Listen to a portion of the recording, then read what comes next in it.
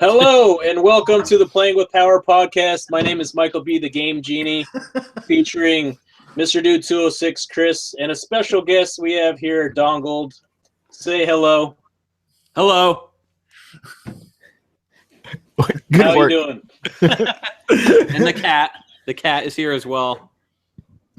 Zelda the kitty. You were a ball of energy. I know, right? What is going on, everybody? Nothing much. Not much. So, fuck it. Cheers. Okay. So we're here with the Playing with Power podcast once again. Thank you. Somebody took up the mantle. And we're very excited this week. We have Mike Levy, Miketendo from the channel Dongold, but better known as Dude, You Haven't Played This Game. Woo! Mike, thank you very much for joining us this week. Thank you for having me. Always excited to be on the show. You've been actually kind of busy. I noticed you did the Multi-Tap podcast last night. Yeah, this week was slamming. And then Pixel Tunes Radio, the VGM podcast that I do, is recording Sunday. So, yeah, it's pretty. Right now, we are insanely busy. I'm putting together a Super Ghouls and Ghosts compilation with Westapo. So it's just been it's nonstop lately. So it's good. It's good to be busy. Yeah, I think I'm going to win that. I made it to the first level boss. Yeah, nice, dude. I'm not going to win. I don't know what any of that means. It's Ghosts and Goblins, Chris. God damn. No, it's not Ghosts and Goblins. It's Super Ghouls and Ghosts. Super Ghouls and Ghosts. Is that a Steam game? Yeah, that's on Steam. Awesome. Yeah. I should check that out. That was always my favorite one because of the music. And just because it was Super Nintendo. Yeah. I've honestly never played it because I didn't have a Super Nintendo. Oh. I played the Genesis one, so that was It's hard. The Genesis one is fantastic. It's easy. It's the easiest one. Which is a weird thing to say about any of from that series. It's because you can aim up. Yeah. Beautiful. No, that one is the easiest difficulty one. Like I told my wife as a joke one night, I was like, yeah, I've never really played this game. I'm going to sit down and beat it tonight. And like 3 hours later, I was like, yeah, so I beat it. Like very, very, very easy compared to the rest. Definitely. Yeah. Definitely. All right. So anyways, Stu kind of alluded to it. Our first topic, since we have Mike on the podcast, is we're here to talk about video game music. So we're going to do something really cool. We're going to talk about our favorite video game music, and we're also going to talk about our least favorite video game music. So, Stu, maybe you want to lead us off. What's your favorite VGM, like basically your favorite VGM? Way to put me on the spot since I didn't really read up on it, but I know, that's why I asked you. You son of a bitch. Streets of Rage 1. That's a good choice. Just because it's nostalgic and it's pretty. It's classic 16-bit music. You know what I mean? Which is otherwise, I was talking about Yuzo Koshiro earlier. Yuzo Koshiro. It's interesting you brought that up. Exactly. It's also interesting that a lot of people are coming out with vinyls for video game soundtracks, and that's a whole other collecting thing people are doing. I've seen a Dracula's Curse one. Ooh. But I would prefer Castlevania 1 over Dracula's Curse as a video game Agreed. soundtrack. Yeah, those are pretty cool. I mean, I as a Castlevania collector, I would get them just to collect them, but I don't actually have a record player, so it would be kind of useless to me. There you go. Is that signed, Chris? Yeah. By who? Kanuyo Yamashita signed it for me. Who is it? Is that the composer? Yep. One of two.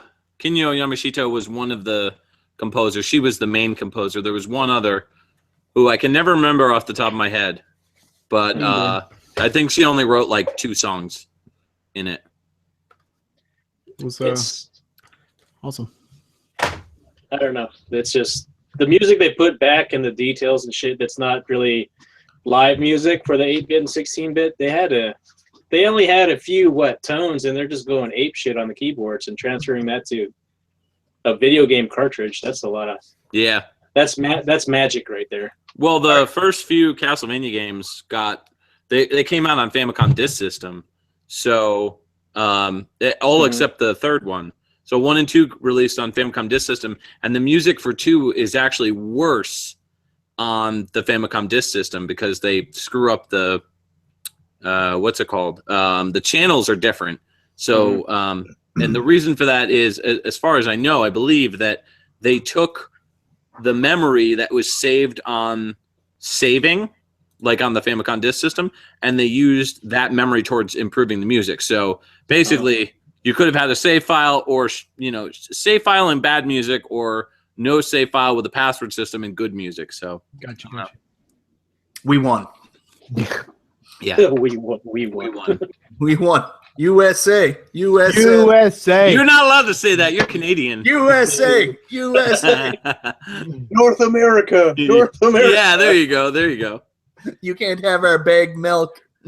Yes, we will never have back milk. Bags. No, okay, so Stu, that was your favorite Streets of Rage. Great choice. We're going to come back to your worst in a little while.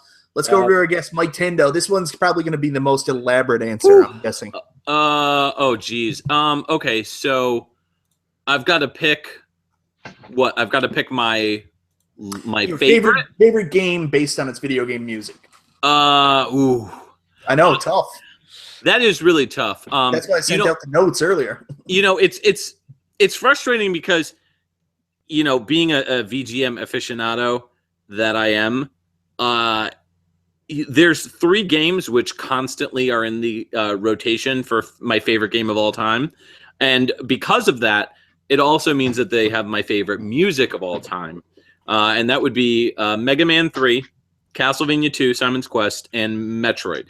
All NES games, but they're probably the most rooted nostalgic video game moments that I have.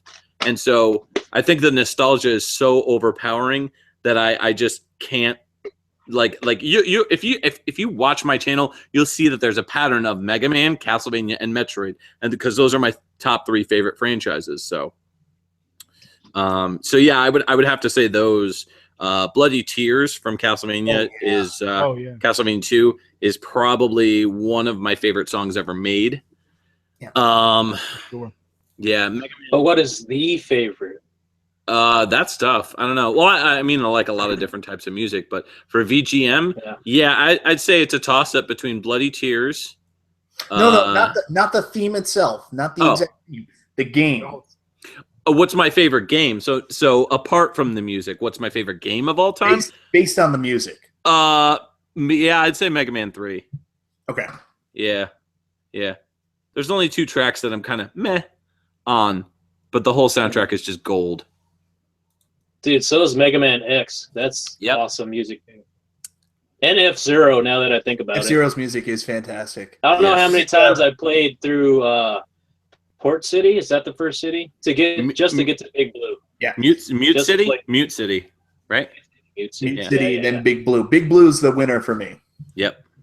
And this is, I'm jumping in here. I just got to talk about this. Like the original Star Fox, like everybody talks about the wireframe graphics and stuff like that. People forget how good that soundtrack was. Like it is. The Corneria, the first song you go into, is probably one of my favorite of all time. Like I love it. Super Castlevania 4 is really good. Yeah. We're gonna talk classic. Yeah, that's really good. Final Fight, specifically for the Super NES, though. Okay, Chris, you're next. I'm busting here. I'm busting, but you're next. Well, when it comes to BDS&M, I've got a pretty big table. Castlevania, whip it. Latex, leather, whip it. Anything goes. No, in all seriousness, Wu-Tang Shaolin style. Yeah, so good. I'll go with. Shit. It's a tough one. It is hard. Well, okay, so I've got 2 in my head, and it's the same. Mike, you'll probably would have figured it out. It's the same house band. Zuntata? Yeah. So it's I can't decide between Anytime I'll go with anybody Ninja Warriors. I'll go with Ninja Warriors. Ninja Warriors for Super NES? No, arcade. Arcade. I'm gonna be Okay. dick, and I'm gonna say arcade. Or Sega CD, or the Mega CD version rather. We can do that. We can do that. Yeah, the Mega CD version was Zuntata, I believe. Yeah. And so you mean like stuff like Daddy Mulk, that song? Yeah. Well, but Yeah. That's one of my favorites. But I was gonna say Ray Storm also, because I can honestly just throw when I was a kid. Well, I was a kid. I would put the PS2 game in the PS1 game in my CD player in my car and listen to that. That's cool. That was witchcraft back then. Yeah, that's the Red Book audio that allows you to do that. Yeah. I love that. Yeah, I used to do that with Sonic CD. So good. All the tracks are on it. Yeah. Yeah. So yeah, I'll stick with Ninja Warriors, but Ray Storm's got a really sweet spot. The Guinness is already hitting me, guys. Sweet spot in my heart. All right. So this is where I jump in. I'm actually going to add a level of complexity to it because we're going to go back around. So I asked, what was your favorite game based on its music? But now I'm going to ask a different question when I give my answer, because my favorite game based on its music, based on the tracks, because I just like them and I think they're banging tracks. I love Mega Man 2. I love Mega Man 2's music. It makes me nuts the whole way through. But I had to say Super Castlevania 4 for a different reason, because Mega Man 2 is just, like, for me, I love the music. But I think Super Castlevania 4 fits more in with the feeling. You know what I mean? Like the atmosphere. Atmosphere, yeah.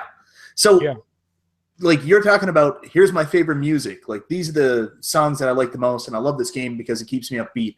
And then you have the atmosphere aspect, where you can appreciate a game like Super Metroid, which, you know, honestly, like, Super Metroid has some great music, but really there's no tunes there that, you know, you want to see, like, super wicked rock covers of. It's great, and, like, the atmosphere of it's incredible, but you know what I'm saying? Yeah. No, I get you. I can't separate the two, so my answers stay the same. Because when I play a game, well, I mean, okay, so there are video games that I love that have great music that don't have the same, like, atmosphere or feeling to them. It's rare when that's the case, but I think a lot of the Mega Man games kind of feel that way at points. But like Castlevania, for example, never the case, because Castlevania's atmosphere is so thick and matches up so well with that music. It's impossible to remove it from that. And same thing with Metroid as well, I would say. Worst Castlevania game based on its music, not including Game Boy or portable versions. Not including Game Boy or portable versions. Not including, so we're talking about 2D Castlevania. You're talking about which ones don't have the atmosphere that matches the... No. Worst soundtrack. Oh, worst soundtrack. Oh, and I can't say handheld? Oh, no. That's tough. Yeah. I'm going to go with... oh, man. Because I was going to say... what's the game for Game Boy Advance? Harmony of Dissonance? How dare you? How dare you? Harmony of Dissonance is good. It's just the problem is the sound fonts that they used with the game are very like I don't know, like palm muted, I guess you could say. I don't know. They're very flat sounding. Yeah. So the composition is great, but the tone sounds very weak in that game. But non-handheld, I'm gonna say. Oh, that's tough. I'm gonna say Haunted Castle. That's a cheap. That's a cop-out answer. That's a Dracula's Curse. Hey, Dracula's Curse is better on the Famicom, which we proved on that Pixel Tunes episode when we compared Castlevania 3 to Akamajo Densetsu, which has an unbelievably better soundtrack. Like, we really missed the bus on that one. What's the worst Castlevania, and why is it Dracula's Curse? Oh, you don't like Dracula's Curse, Mike? No, I don't. How do you not like Dracula's Curse? I do not like Dracula's Curse. It's the only Castlevania game like I'm not in love with. Okay, is it just because it's too hard, or? No, it had nothing to do with the difficulty. Suck. I just don't like it. I don't. Okay. I don't like the aspect of playing as different characters. Like it's. Can you imagine? I thought that was one of the best parts of it, though. That was one of the big selling points for other people. But like, Yeah. I want to play Castlevania as Castlevania. I don't want to play Castlevania as weird. You don't play as Castlevania. You play as a Belmont. Well, what about? It's not like Metroid. Yeah, well, What about Bloodlines? Well, there's a good point. Do you want to play Metroid in a Metroid game as a character that's not Samus Aran? No, that's why I didn't buy Federation Force. But Did you like Bloodlines, Mike? I did. which Mike? Yeah, which Mike? The genie. Bloodlines. Yeah. I love Bloodlines. But it's the same shit. You're not really. No, it's not. No, it's You not. don't switch though. You don't switch. That's the Yeah. thing. Yeah. Whatever path you choose, that's what you go with. I see what I get you, and I get frustrated with Dracula's Curse. I thinking about it, I go, I do. Thinking about it, I realize I do get kind of frustrated playing it. It's a I get really hard irritated. game. I don't want to do it. I just don't want to switch because But I didn't. what's Go it called? Castlevania 3, you don't have to switch if you don't want to. You could play the entire game as Trevor Belmont. Yeah. Or Ralph if you're playing in Japan. what a name. Rather play as Ralph. Yeah. Can you play as Ralph King Bell. Ralph like John Goodman in that movie? Yeah. It's John- unlockable. It's John unlockable. Goodman You're a Belmont. movie reference, Mike. I know. God, I love you. I love you. God, BDS&M. Hey, in the chat, some people mentioned. Let's see. Some mentioned NES Addict. Mentioned Batman for the NES. Yes. Such a good case. That really is a good one. Naoki Kodaka is the composer on that one, I believe, and pretty much anything he touched in the 8-bit and 16-bit era was gold. Sunsoft was just incredible. Yeah, Music was everything. pretty much. Gary Everybody James- shits on Fester's Quest, but Fester's Quest is the music is great. Yeah. The game is rough. it's hard. Yes, game sucks. Don't like it. I like the game. I get to the point where I'll beat the first boss and then I'll die and then you go all the way back to the beginning and I'm like, all right, that was fun. And then I turn it off. Quick question before we go back to the chat. Worst Fester's Quest game, and was it Castlevania 3?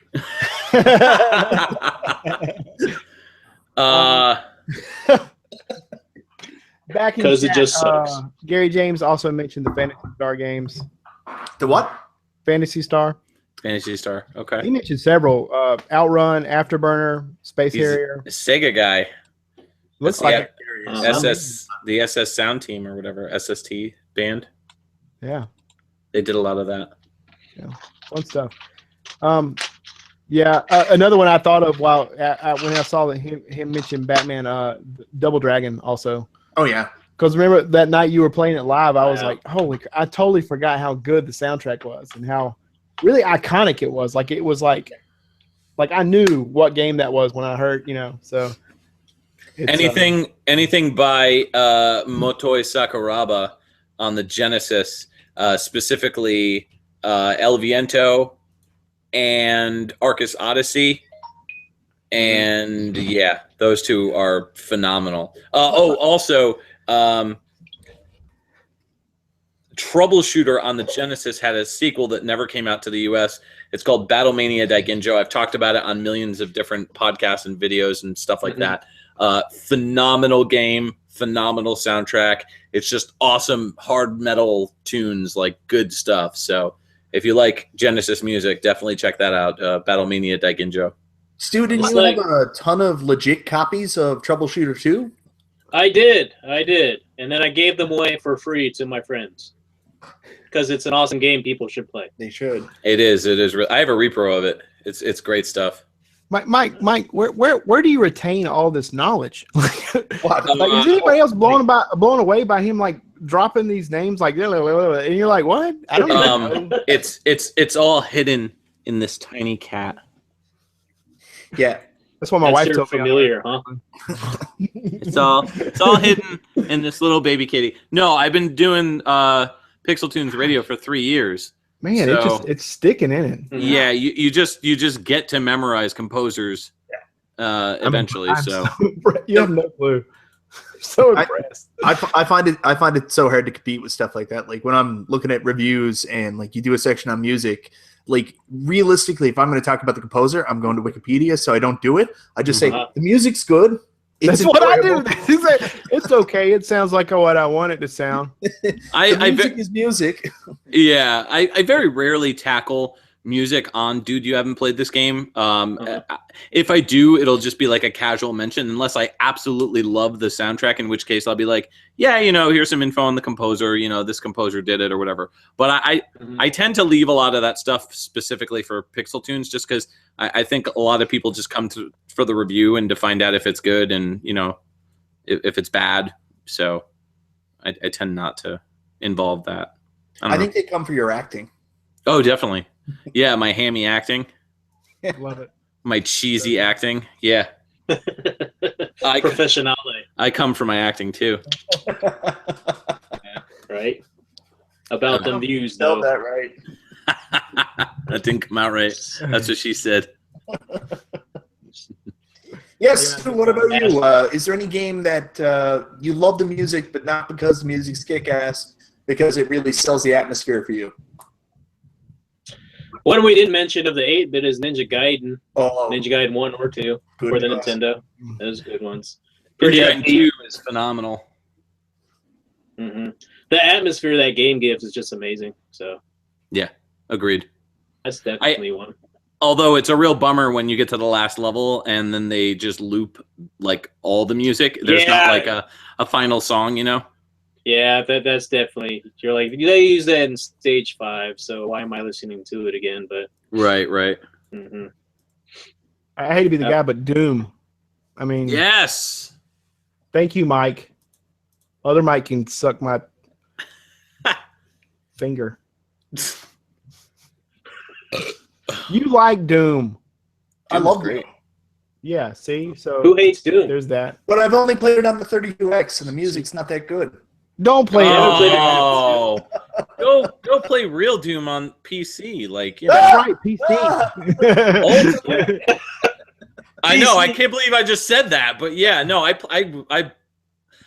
Before, so I was in middle school when the N64 came out, and my parents were like, "You could get an N64 or you can get a PC.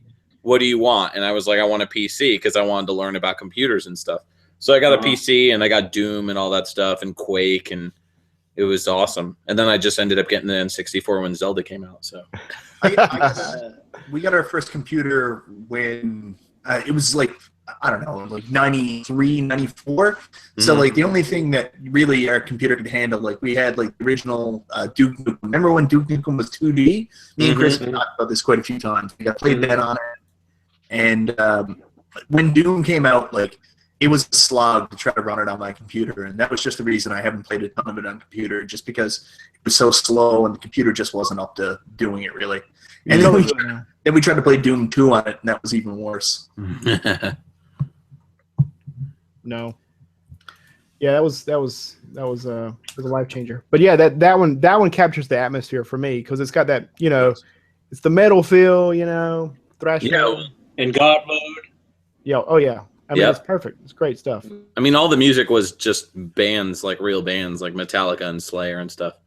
Yeah. And if you ever listen to anything side by side with like some Slayer tracks, and you can see, they may or may not have lifted some direct phrasings from some of these musical pieces.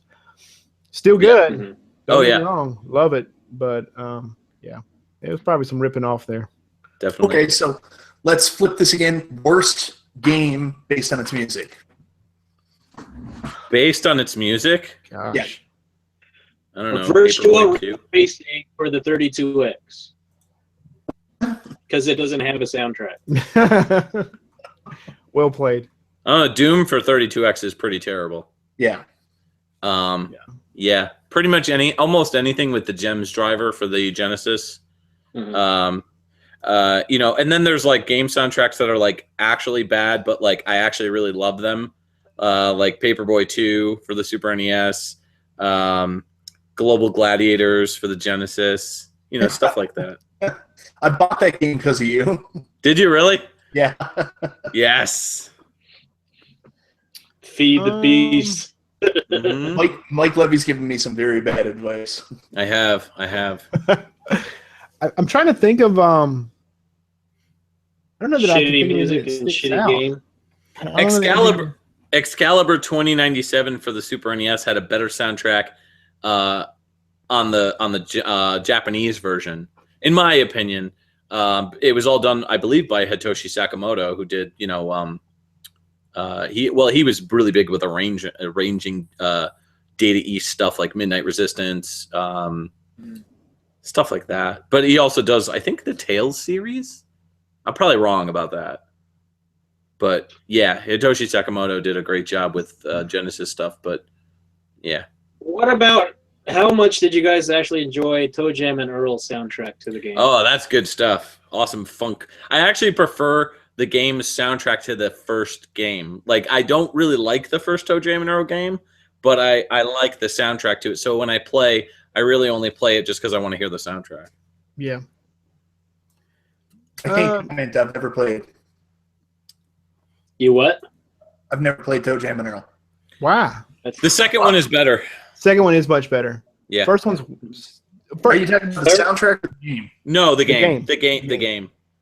Really? You like the second one more than the first? Yeah, the second one's up. It's like an action platformer, like a first one's more side-scrolling. like ActRaiser. You couldn't play it. You wouldn't know what to do. That's Yeah. true. Yeah. So there's that. So what'd you say, Mike? You know. Genie? MG? I don't know.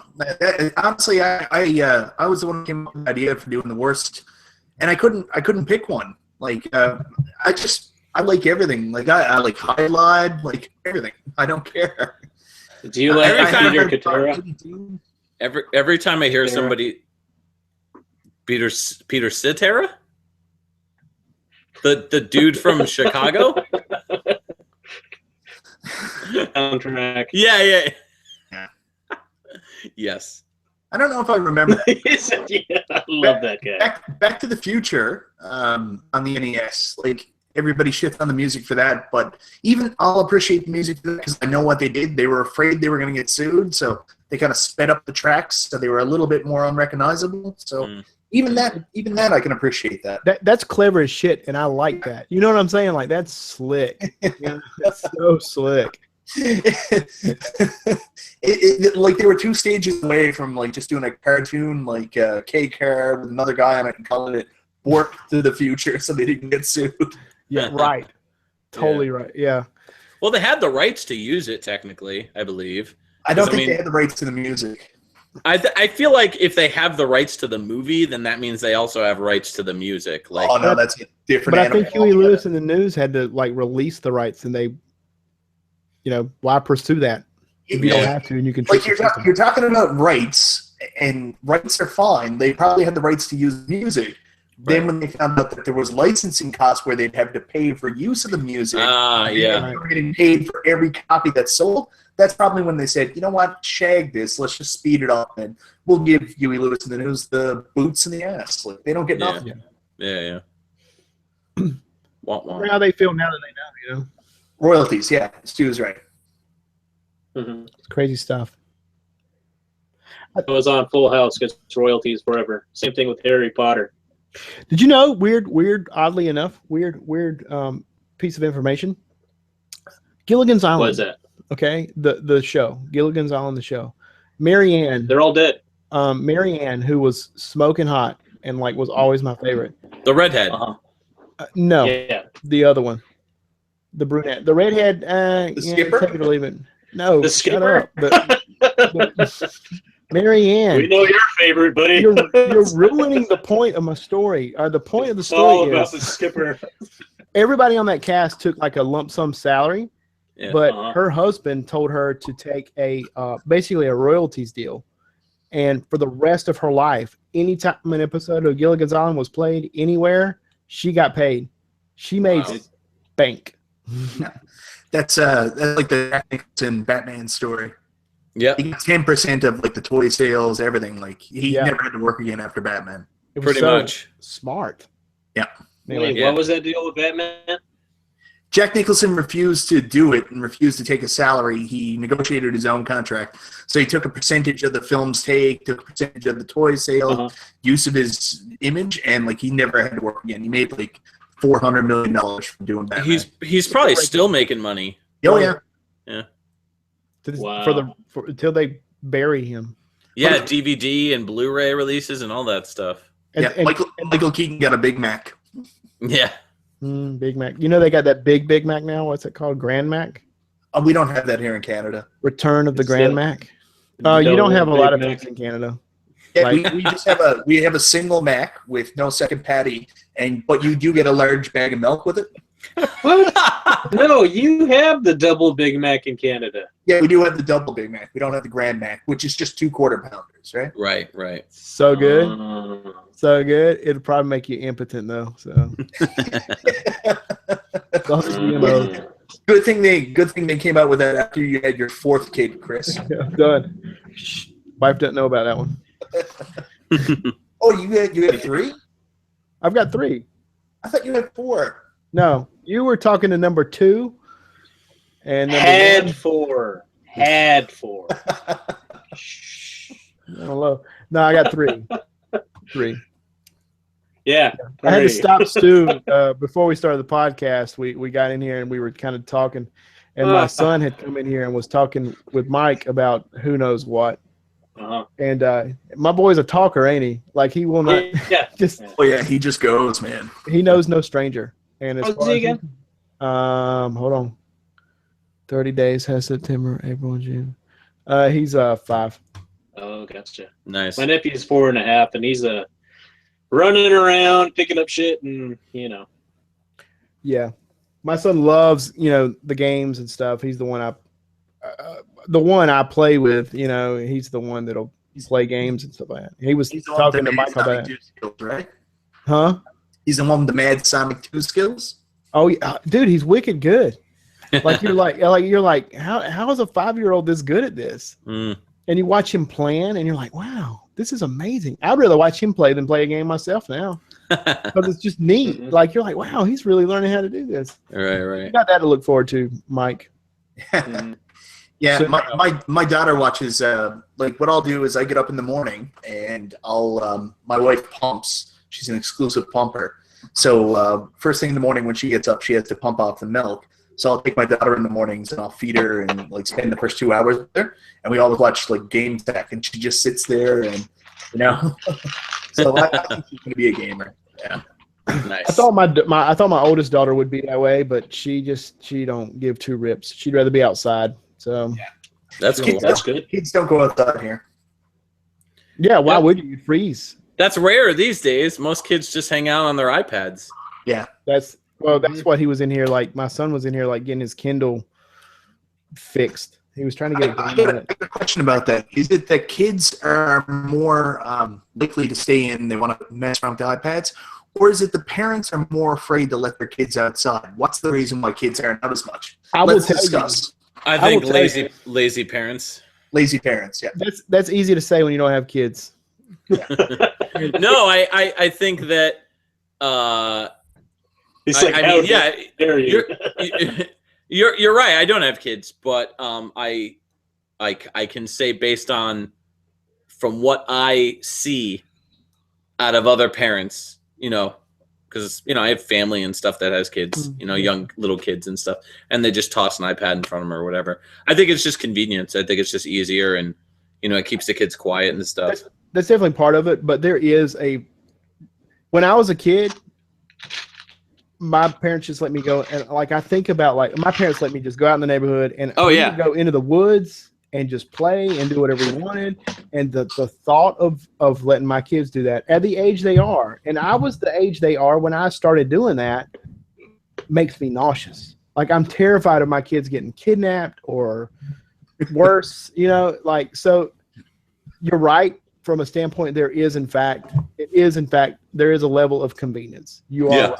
It's easier to throw them in front of a screen, say, shut up, look at the Kindle.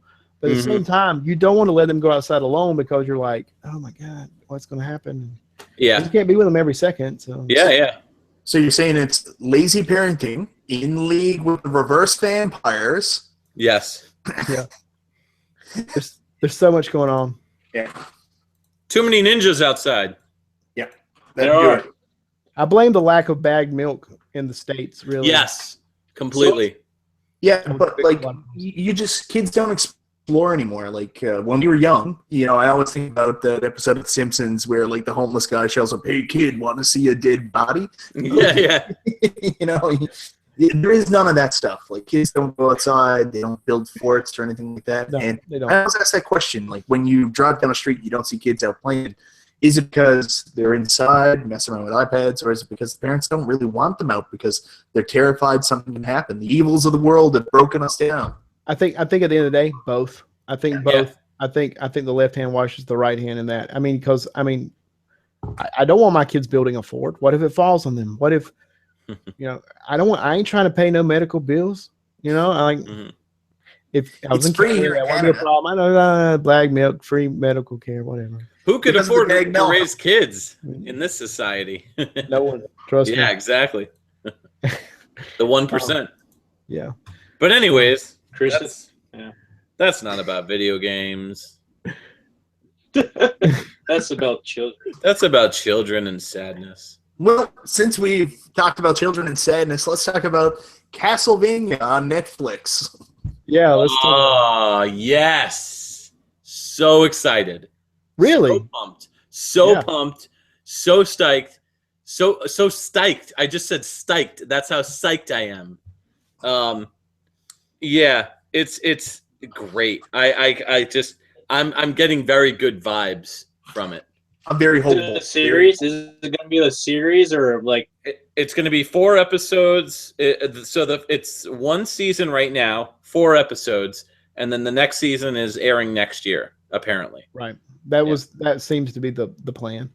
So, And you know how it goes. If it goes well, they might continue on. And so yeah, like I think of the way it's leading up. Do you remember when the Transformers and Voltron first came on? They had that like kind of beginning that was one long episode that led into the series that told the origins. Yeah. I think that's what they're gonna do. yeah. I think that they're going to do. This is just speculation, but I think that they're going to do. These 4 episodes are going to be basically a movie's worth lengthwise, and like a 2-hour movie, and it's going to be based entirely on Castlevania 3. They've already said that. And then I think I won't say the worst one. It is an excellent. It is an excellent game. It is my least favorite of the NES trilogy. Victory is mine. But I will say it is a really great game. It is fantastic. I think if I had more nostalgic feelings towards it, I never really owned it until like I was in college. So I never really spent a lot of time with it other than like on an emulator, so to speak.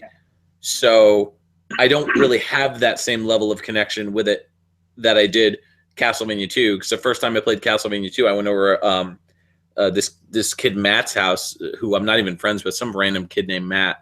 And he was like, "Hey, here's Castlevania 2." And I was just like, I need this in my world. Like, I love Castlevania 2. It is love great. it. And It is people great. crap on it all the time, but I keep feeling bad because I know Stu, you're a big Castlevania 3 fan, aren't you?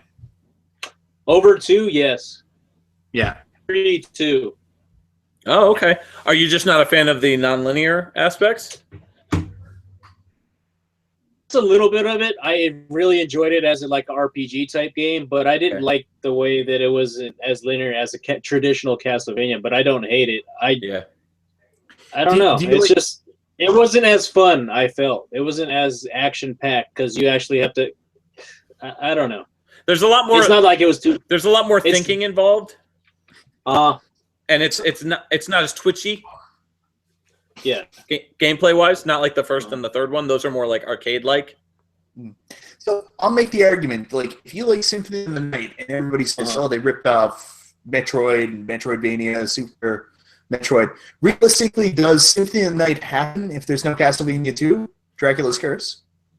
Well, Symphony of the Night was technically based on.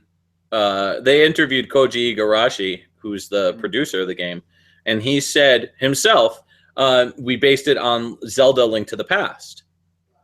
how did they base it on Zelda Link to this Past? That's what they're saying. I would compare it to like Faxanadu, which a game that I really liked. But Yeah. I just didn't. It's like that type. It's not like I didn't like that type of game. It's just not my type of Castlevania, if that makes sense. Right. That does You're make more- sense. Yeah.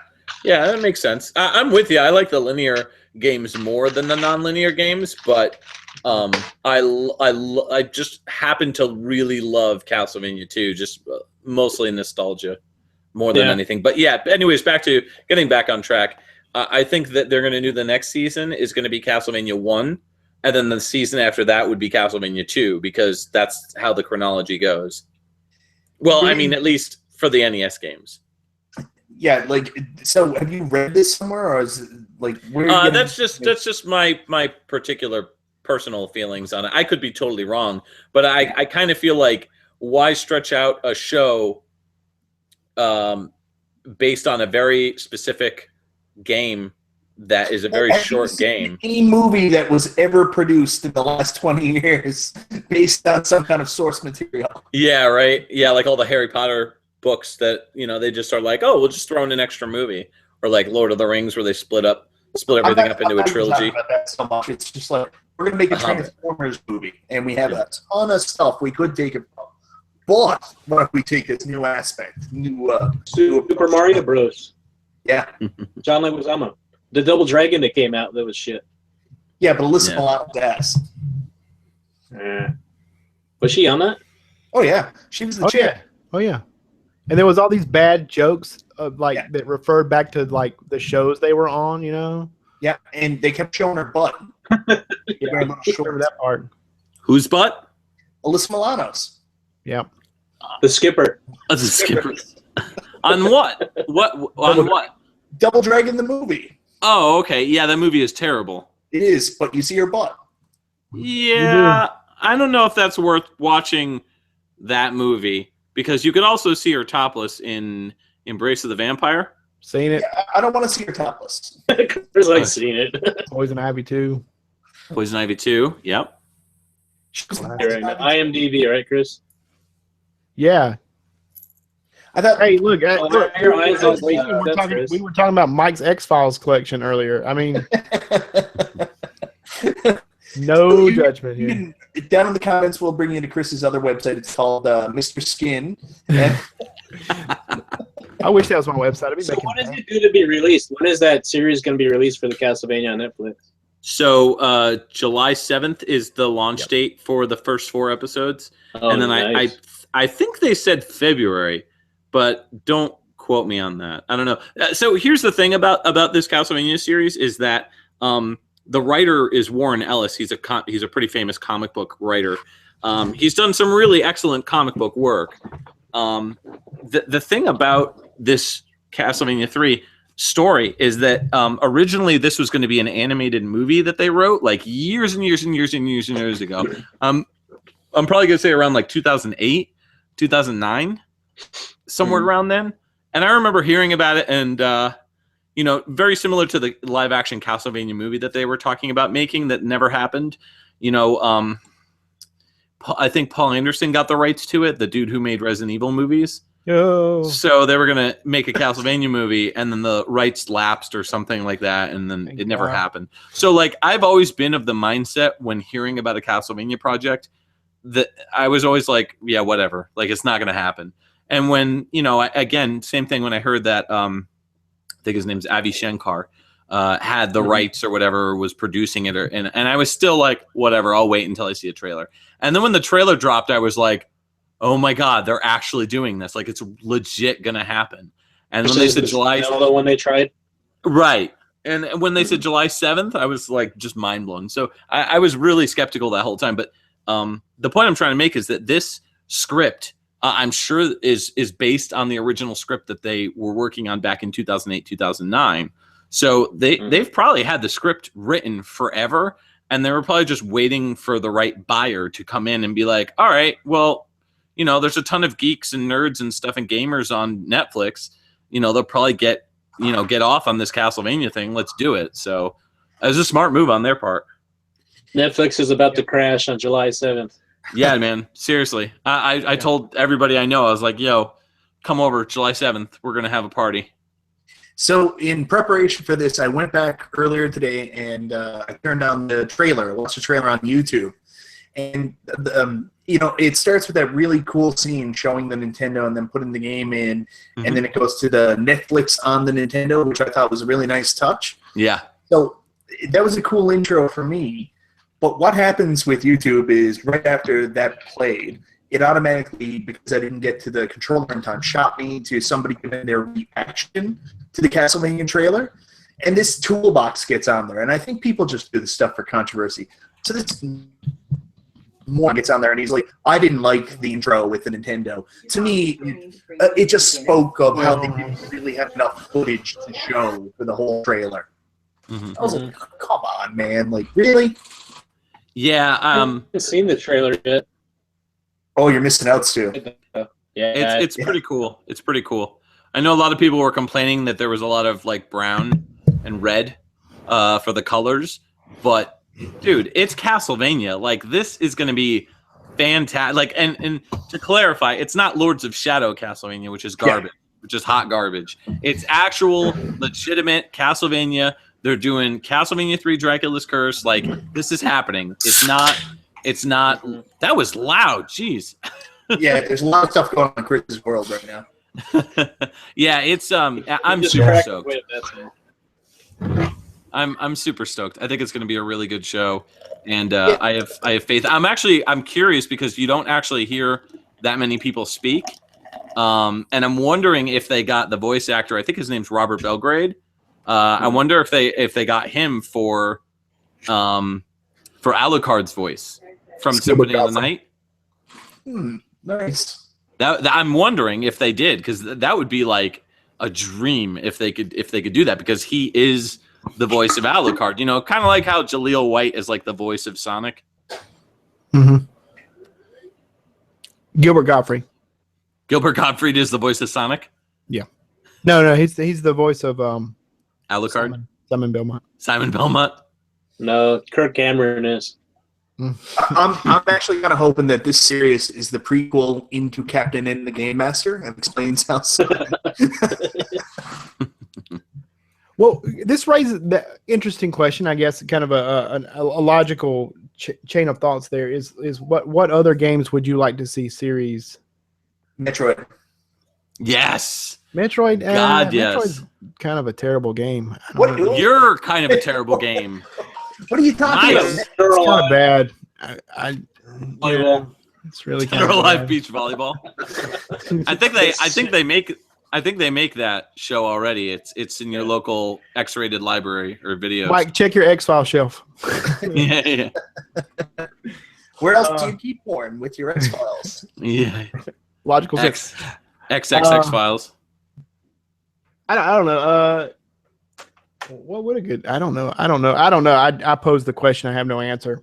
So. See, the thing is, like, I really like the Zelda cartoon that was on the Super Mario Brothers Super Show. It was actually really good. I enjoyed that cartoon. I enjoyed it for what it was. It was really good.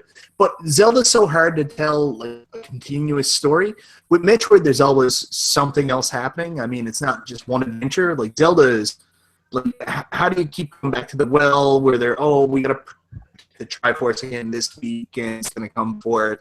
Like, basically, you could do, I guess, like a whole season of Link going from place to place, picking up different artifacts. But, like, in Metroid, you can tell a different story every time. You go to a different planet, like, different things happen.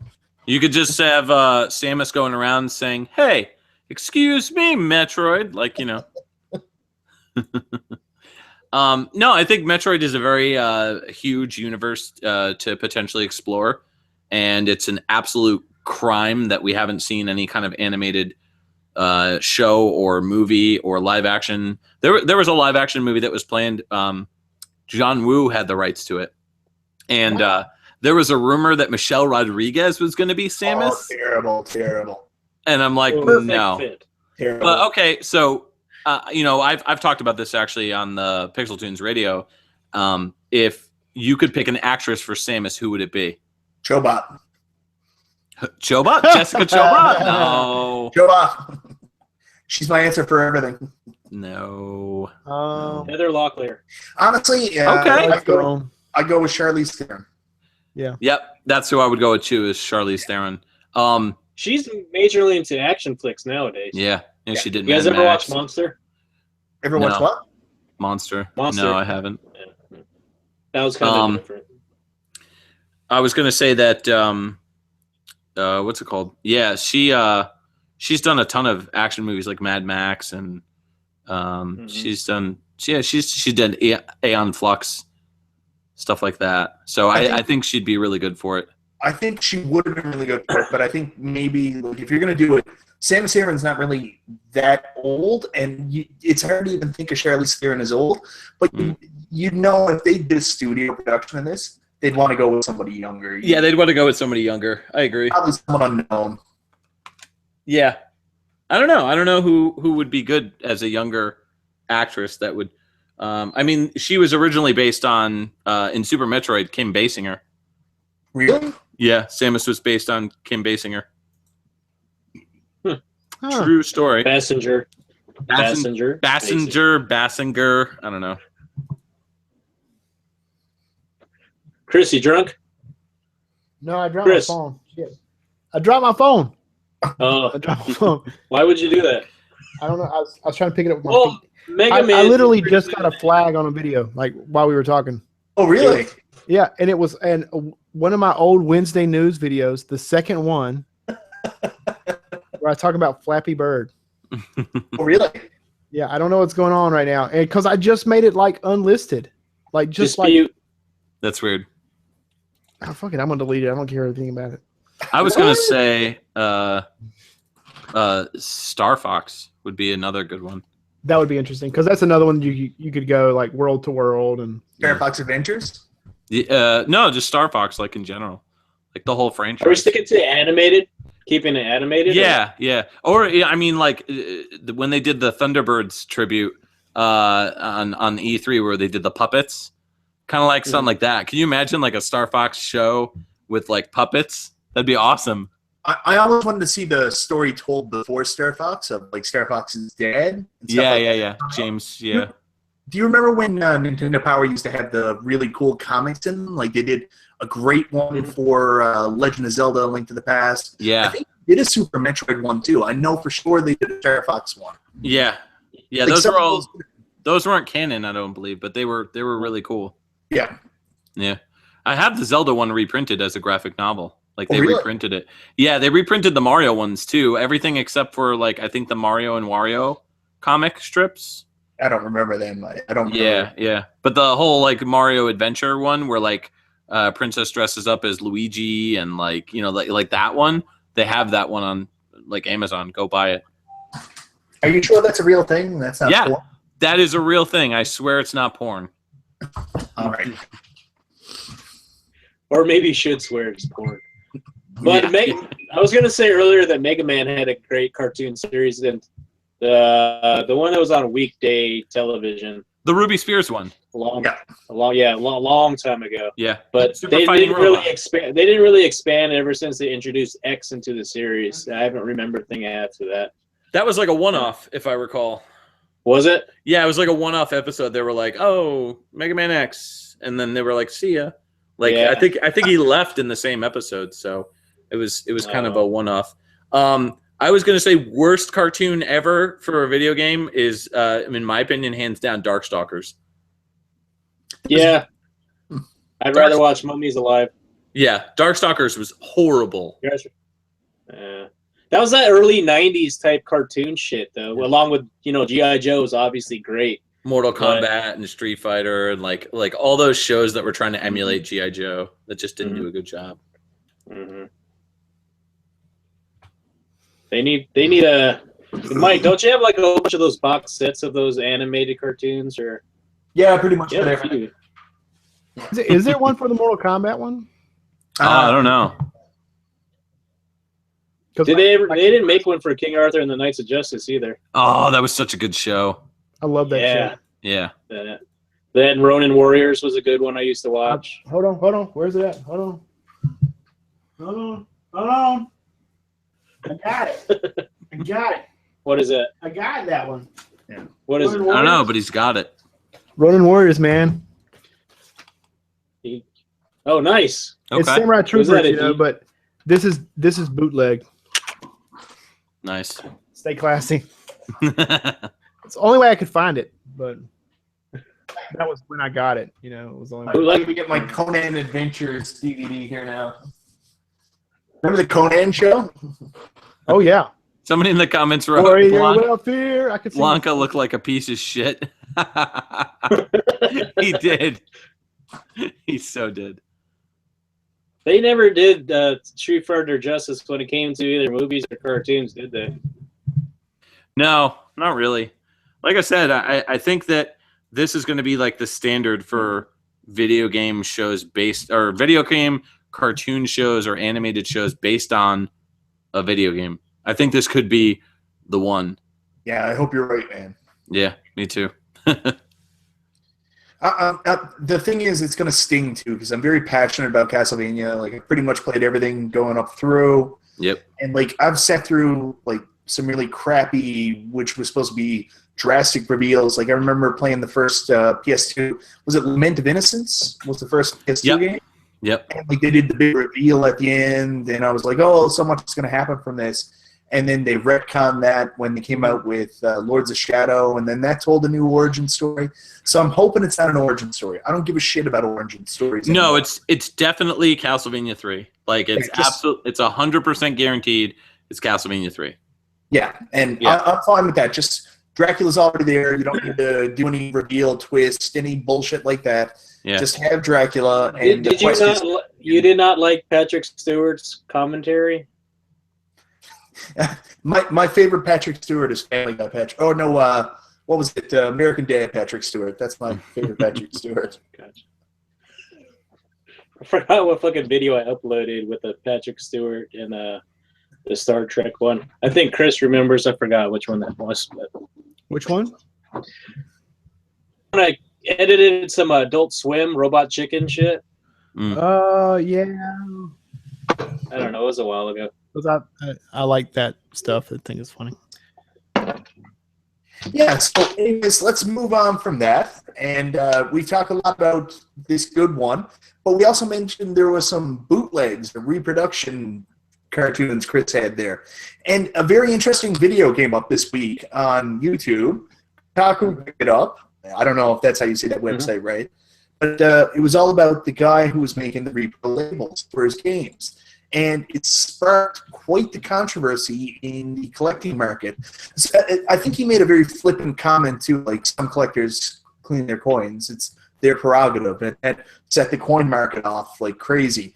So we want to talk about repro labels, and I think we talked about this a little bit before, repro labels, boxes, and stuff like that. But let's take a different spin on it.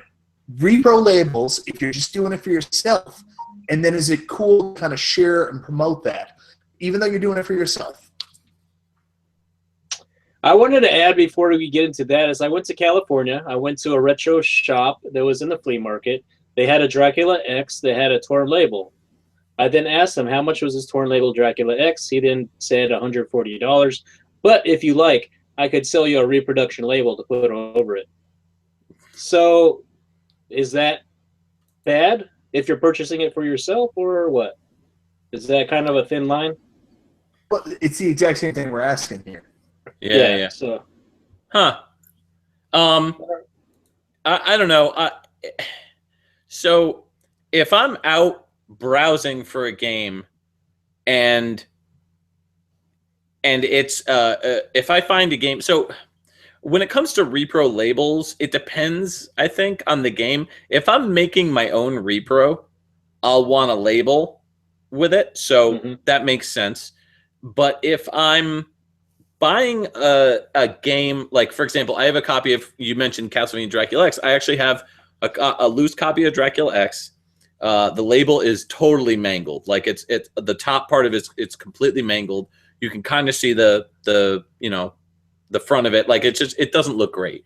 And I've always wanted to replace it. I have a label that I have, like a replacement label. I can't bring myself to remove the original label. I wouldn't do it either, man. I'd rather have an original. Yeah, because you're messing up an original versus just having a reproduction with a different kind of label. I would not. Right. Plus, that doesn't help if you want to, replace. It doesn't help the market at all if you're fucking up an original copy and putting a newer label on it. You know what I mean? Yeah. Yeah. I mean, if it's from me, like if I'm like, for example, reproduction boxes or something that I've been looking into, specifically for games that are like really expensive that I own that like I just want to protect and I want to do it like in a cool way. So give you an example, Shantae. So I own the first Shantae game loose, but it's like a $300 game and I don't have a case for it. It just sits like in my stash of games here. It just sits here in this stash of Kitty, come on, get lost in here. And it's like, I it's easy access, but I want this sucker in a case, man. This is expensive. So I'm of the mindset where I'm looking into getting repro boxes for games like that because they're so expensive and I just want to protect them. Chris got kicked out of the store for talking about repro boxes once. Yeah, I was in a game store. Yeah. And at the time I was making my own personal repro boxes for the same reason, Not that I have really expensive games, but I had some complete in box games. I had some loose games. I just wanted everything to match. So I started making remaking boxes, and I was going through and making templates for the NES box and whole nine. And I was in a store, and I was just in casual conversation talking to one of the guys that worked there, and I said, I've been making repro boxes for my games just so that everything's matching. And dude gave me so much crap over that, and it's not like I would sell it. And I actually even mentioned the fact that I made a point whenever I made the artwork or retrace the artwork or whatever you want to say, to put on the sides, the back, the front, everywhere you could find it plainly right there, not in big bold letters, but it's there. You would see it, that it was a reproduction box, so. But why would you have to do that if it's for your personal use? You know what I mean? Well, you don't have to do it if it's for your personal use. The question then is, are you ever going to resell them, or are they going to exchange hands from you where you're very honest and say, I'm Stu, I'm selling these games, like this one has a repro case, this one's got a repro label. You wouldn't be honest with that. But then is the next person going to be honest when they resell them? Right. Yeah, that's kind of polluting the market. Yeah. So I mentioned this to Chris earlier. This is my take on it. Like, I have a big problem with it, but I don't have a problem with people doing it for their own personal stuff. But the problem with it is, so I make a video talking about showing people how to make heroin, but it's for my own personal use. Are you telling me that nobody's going to then take the information I'm giving them and then use it nefariously to make heroin and sell it on the streets? Right. And that's a fair thing. That's a fair statement. That's a fair question. Is that similar to saying that video game collecting is like smoking crack? It can be at times. Like there's times where there was times where I'd look at my paycheck and be like, okay, here's how much I can spend on video games without missing any of my bills. Like that was, it wasn't, like. Right. It's that thin line. Yeah. I would say that if I'm going to get a repro of something, I'm not going to sell it. So I don't think I've sold any repros that I've gotten. I've also gotten a lot of repros as gifts from people. Yeah. So I generally don't like selling things that people give me as gifts, very rarely. So I will keep them or trade them, but I generally don't like selling them. So yeah, but repros are I don't know, repros like crack. This is your brain. Yeah, repros. This is your brain on. I got a baggie of repros here. That's some hot material. When it comes to specifically for repro game, like what Stu doesn't make. He's not going to make Crusaders Cinti repros. He makes you know what I mean, stuff that was never here. Like he'll make Troubleshooter 2. Exactly. A bunch of those and stuff like that. Yeah, most of the repro, I don't buy repros for games that came out here. If it's a game that came out here, I don't think I own a single repro for anything that got an NTSC release. It's basically like if I find it in the wild, then awesome. But if I don't, then I just don't, and I'll use like an EverDrive or whatever, to play it. That's the thing I don't understand. Like, if you want a game so bad, why not just get the EverDrive? Like, why would you get like a repro? Because it's like $100. But on that same topic, it's that some conventions are actually, shunning people that are making repros of games that are actually made and trying to stick to the, English translations or the Japanese only games as vendors could sell. So people are hip to people, just fucking up the market. Yeah. So that's kind of good. I want to talk about the real reason this happened. Here's the real reason this happened.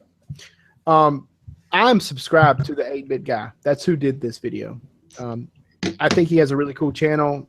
It's not something that the Genie would be interested in at all because he talks a lot about computer stuff and things like that. Not your kid. Mm-hmm. But so he does the 8-Bit Guy and then spends his time. But he does like Commodore 64 computer stuff, and he does like 8-bit computer programming, things like that, whatever. False advertising. Originally, well, but that's because you've got the NES, you've drank the NES Kool-Aid. But here's the point is, here's my point. He has recently decided to do YouTube full time. And he has a Patreon account and all that stuff, right? The reason this happened to him is I think, soapbox time.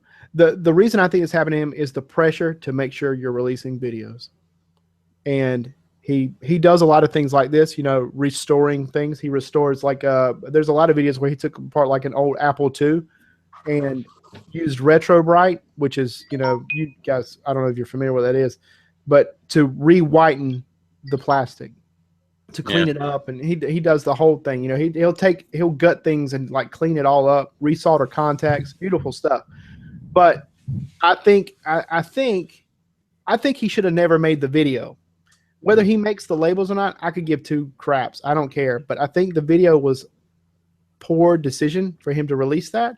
But the thing about it is, I think some of that happens because of the pressure that's on him now that he's decided to do this full time to make sure he's producing videos on a certain day, you know what I'm saying? I got an interesting comment to make there. So the video was picked up as a Kotaku article.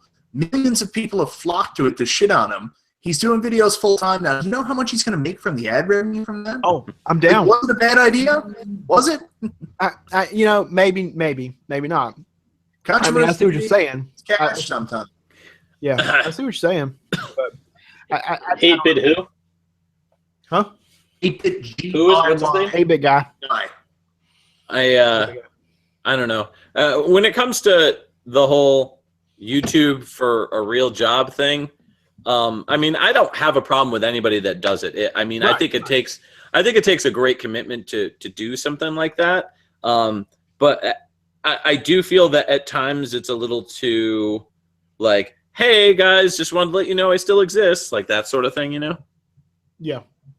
Well, and me and Mike, me and the Genie were talking earlier about how earlier this week we were talking about how you kind of can get into the pressure of, I released on Saturday, I got to make sure video is out on Saturday. I'll review this can of beer. You know what I'm saying? Like you start doing stuff to do it, and people can tell. Yeah. Your viewership drops off or whatever. I'm lucky if I break 60 views, and I don't want to get into a whole YouTube this. That's bullshit. Sure. That's goddamn bullshit. Thank you, Mike. You're the best. But yeah, I think he made a poor decision because of some pressure here, and he's going to catch some hate for it. But at the same time, I went over there and checked the video out. I actually watched it the night before you sent me the article. I had just watched the video, and like the next day you sent me the article. I thought, holy cow. But the comments that are there right now, at least the last time I checked it, were very upbeat and like, hey, man, thank you for showing me how to do this. I've got an ugly copy of, Pac-Man at home, and I really wanted a new label or whatever. And you know what? Maybe the cycle continues, but You know, at the end of the day, he makes comments about restoring these At the games. end of the day, I don't care. I don't care. I don't care. He don't collect anymore. Like, Yeah, that's right. From a That's why I don't care. From a collector's standpoint, you can see why it would be so bothersome. Like, you take any great piece of art and stuff like that, the act of restoration isn't, okay, the picture's fucked up, I'll just paint a new one, put it on the same piece, because that's basically the same thing. I mean, you know what I mean? And that's what he's doing. He's taking off the label and putting a new one on. Let's okay. So restoration to really truly restore something, a professional usually does that. That's right. And I get it, right? That's the thing. Like if you're going to restore a piece of artwork, they have people like in the Louvre that does that. That's their job, and they get paid big bucks to do it because they are professionals at it. Yeah. This guy's a hobbyist. I'm down with being a hobbyist. Do whatever you want. Yeah. But you're not really restoring it. You're putting a fake label on it. That's right. Well, there are companies now that are like Japanese companies that are making repro carts of games that they own the rights to, where like it'll be a game that only came out in Japan, for example, like that Shibibi Man or whatever, the game that only came out for the Super Nintendo Satellaview or whatever. So you could literally only play it if you downloaded it in Japan. And BS, whatever, broadcast. Yeah. BS Satellaview, that's it. Yeah. And so the company that bought the rights to that franchise or game is selling repros in Japan of that game. So it's it's their ROM, it's their rights, it's their copyright. The game never technically came out. Is it a repro? No, that's a legit copy. I feel like that's a legit copy. But like, for example, Collector Vision, right? The Gamester 81, he helps work with Collector Vision to make games and stuff. So they were talking about doing, which I'm still like like one of these days it'll actually happen. Hopefully, fingers crossed for them. But they were talking about re-releasing Snatcher on the Dreamcast with HD improved graphics, but like they would get the rights and the blessing and everything from Konami to do it, and then they would release it on the Dreamcast. Now, if that happened, do you think that prices for Snatcher would drop like rocks on the Sega CD? No? No. Okay. I think it'd go up. No.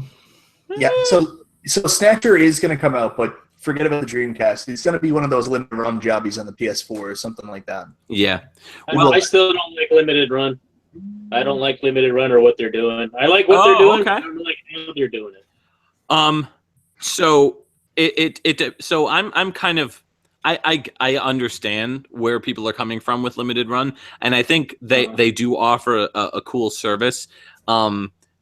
The people that are like collecting every limited run game though, that's a little crazy in my opinion. Mm-hmm. Like I because a lot of them are like fucked up indie shit that you could just obviously download for $2. Yeah. So why would you want to stay up till midnight until they release it to drop 40? You know? Yeah. You can pick up videos on YouTube and you need to catch. So exactly. Sorry. I think it goes back to that. I think a lot of the market. I don't want to be that guy that's like, oh, YouTube did it, but right. It definitely played a hand, right? It put it in everybody's face. Yeah, I mean it did. We're all guilty of that. Well, one thing I'm waiting for is people to reproduce game manuals, like full color. Yeah. Final Fantasy, Secret of Mana, all that shit, and sell it on eBay like that. Reproduction manuals. They haven't done that. Etsy. That happens here. Yeah. They're already doing manuals and strategy guides too. Yeah. Like, those old Nintendo strategy guides, like Secret of Mana one you love to have? They do those here. Like, they'll do the Repro, Earthbound guide, everything. The strategy guide would be cool. That'd be cool to have. But I wanted to get back to limited run. So, yeah, I have 2 games that were given to me by a fan friend, whatever. The 2 Shantae games, Risky's Revenge and Pirate's Curse. And those were gifts. And then I bought Mitsurugi. I can't remember the name of it. It's the PS4 download game.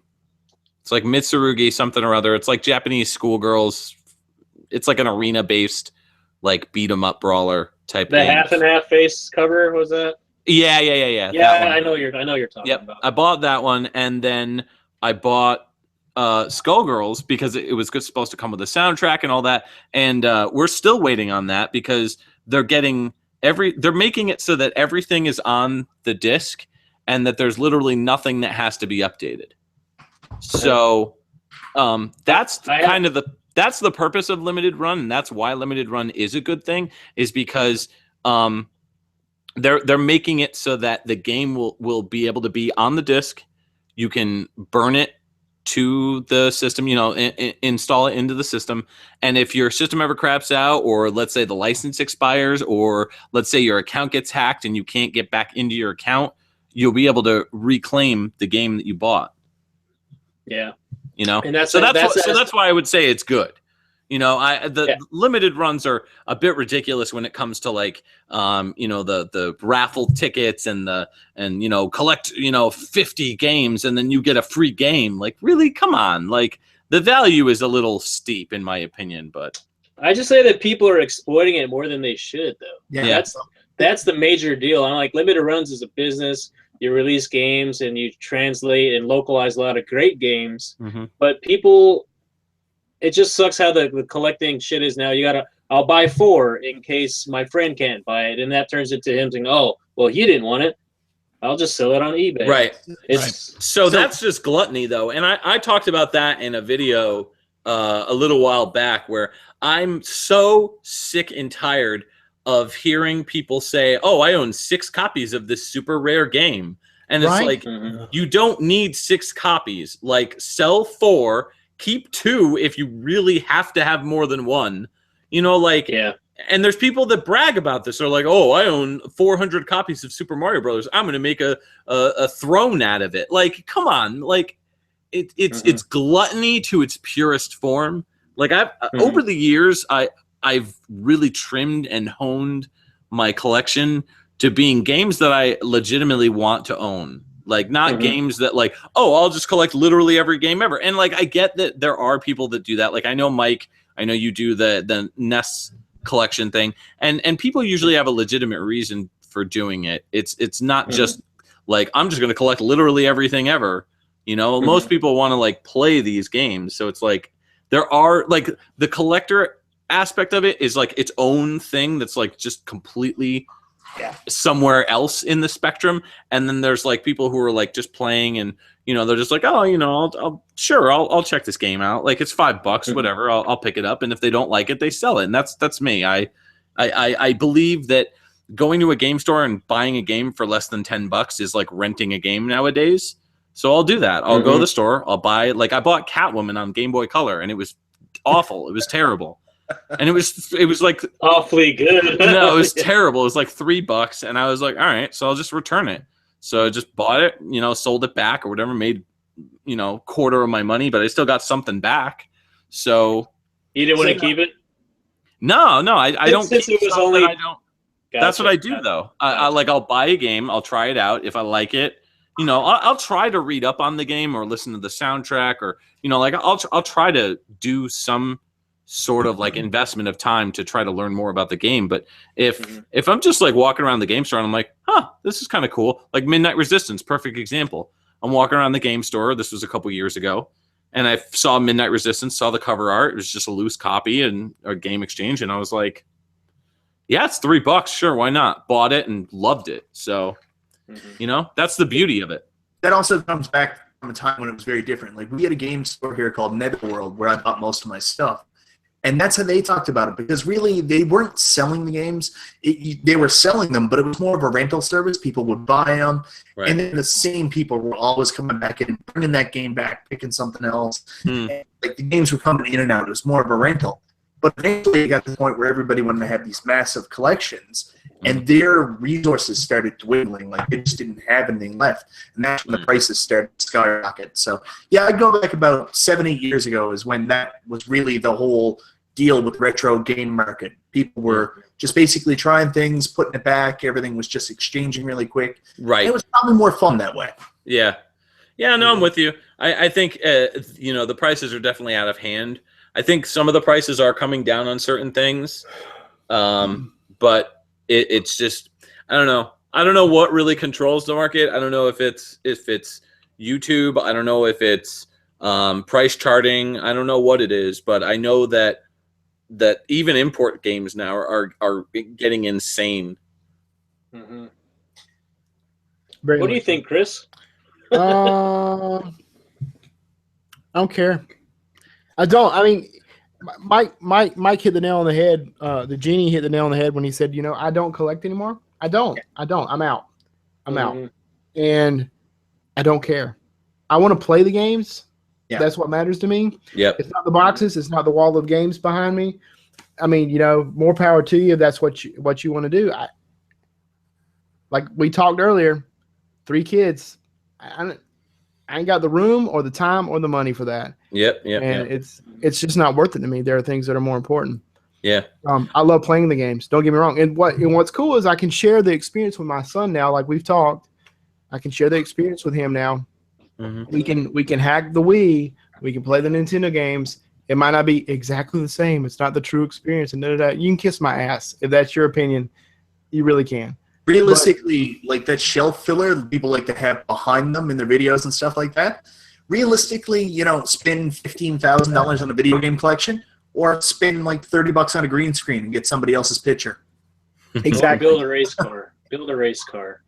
Yes. Build a race car. That's what Stu does. Yeah. Yeah, I mean, I like collecting, don't get me wrong, but I also don't collect to collect. I collect to play. So any game that I buy, I have full intentions of playing. And if I don't like it, I get rid of it. And that's how I try to keep my, instead of just constantly expanding my collection and buying more and more bookshelves, I don't know, like I just don't personally see the reason to do it. I respect those who do. I think it's like crazy difficult to collect literally everything.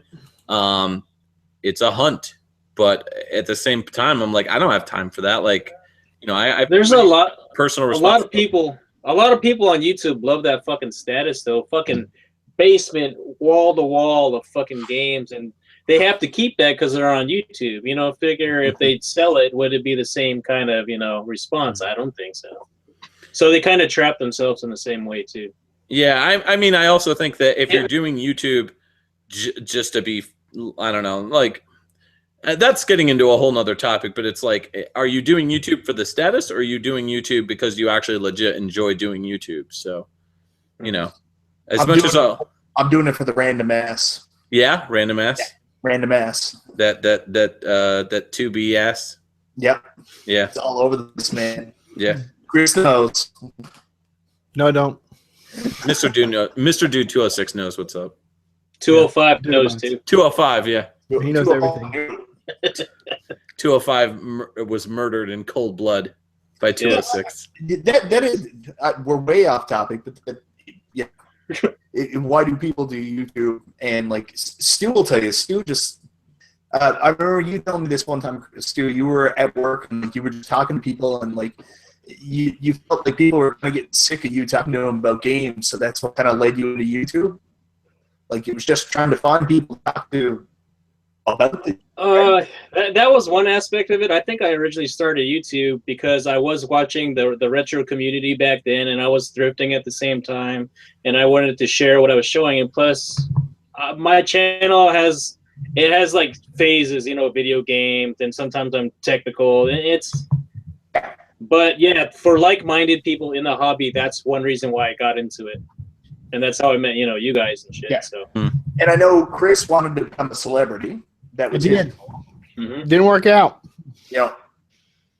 But I made great friends, and that's all that matters. Yeah, and like honestly, I did what I wanted to do. I don't care if I ever get famous or anything. I wanted to make reviews, so I did that. They're not good. So Levy, other Mike, why did you start YouTube? I will fully admit it was because I started watching Angry Video Game Nerd, and I specifically started. I mean, all right. So let's go back a bit. So I've been writing about video games since high school.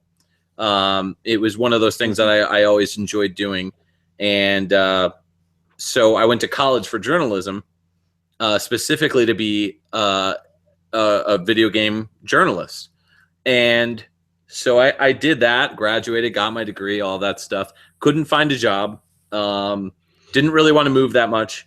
So I ended up getting a job with a, company, like a big company or whatever. And I started writing reviews and writing stuff online. So I wrote for like Retro Gamer and did some of their reader reviews and wrote for a couple like fan magazines like Pixel Nation and stuff like that. And didn't really go anywhere. And I started writing on retrocollect.com. But it was based in the UK, so it's like the audience isn't the same. I mean, I love Nintendo, but the UK audience isn't as big with Nintendo. Yeah. Right. So they played computers, Mike. Yes, 8-bit computers. 8-bit computers. So I ended up. What got me into it was AVGN and also Happy Video Game Nerd, Derek Alexander. I was watching his stuff, and I got really into watching his stuff. I thought he was really good, very eloquated, very like well spoken. And so I went to MagFest one year, and he was doing a panel on making your own YouTube videos. What year was that, Mike? Out of curiosity. You know the number, MagFest. 2011 or 12, maybe 12. I think it was 12. It was the one that Earthbound Papas were at. We were there together. Yeah. So I didn't know anybody, but I went because I thought it'd be cool, and I met some cool people and made some friendships with some cool dudes. And I saw Derek Alexander's panel and was like, I can do that. Like I think I could make a video review. So I started working on the first episode, which was Castlevania 2, and I'm glad it never actually. Well, it came out eventually, but it was like completely redone for the most part. But the first episode I did was Metroid, and it was terrible. And I only really keep it up as a reminder to see how far I've come. But that's pretty much it. I originally wanted to do I wanted to be like AVGN, Happy Video Game Nerd, like that type of stuff. And the reality kind of sinks in when you realize that you're not hitting those numbers. Nobody's watching you. And so, it's a grind to work on something when that kind of cloud is over your head. So I kind of sat down and thought about it and was like, you know what? I'm just going to do this for fun. Like I'm just going to do it because I want to do it. And I wanted to really focus on the quality and make the quality better.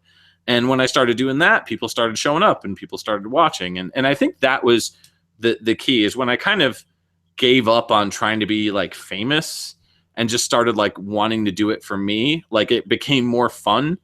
It's definitely hard work, don't get me wrong. Like I just finished editing the newest episode, and it took me like almost 2 weeks. It was like dragging myself through the mud trying to get this editing done.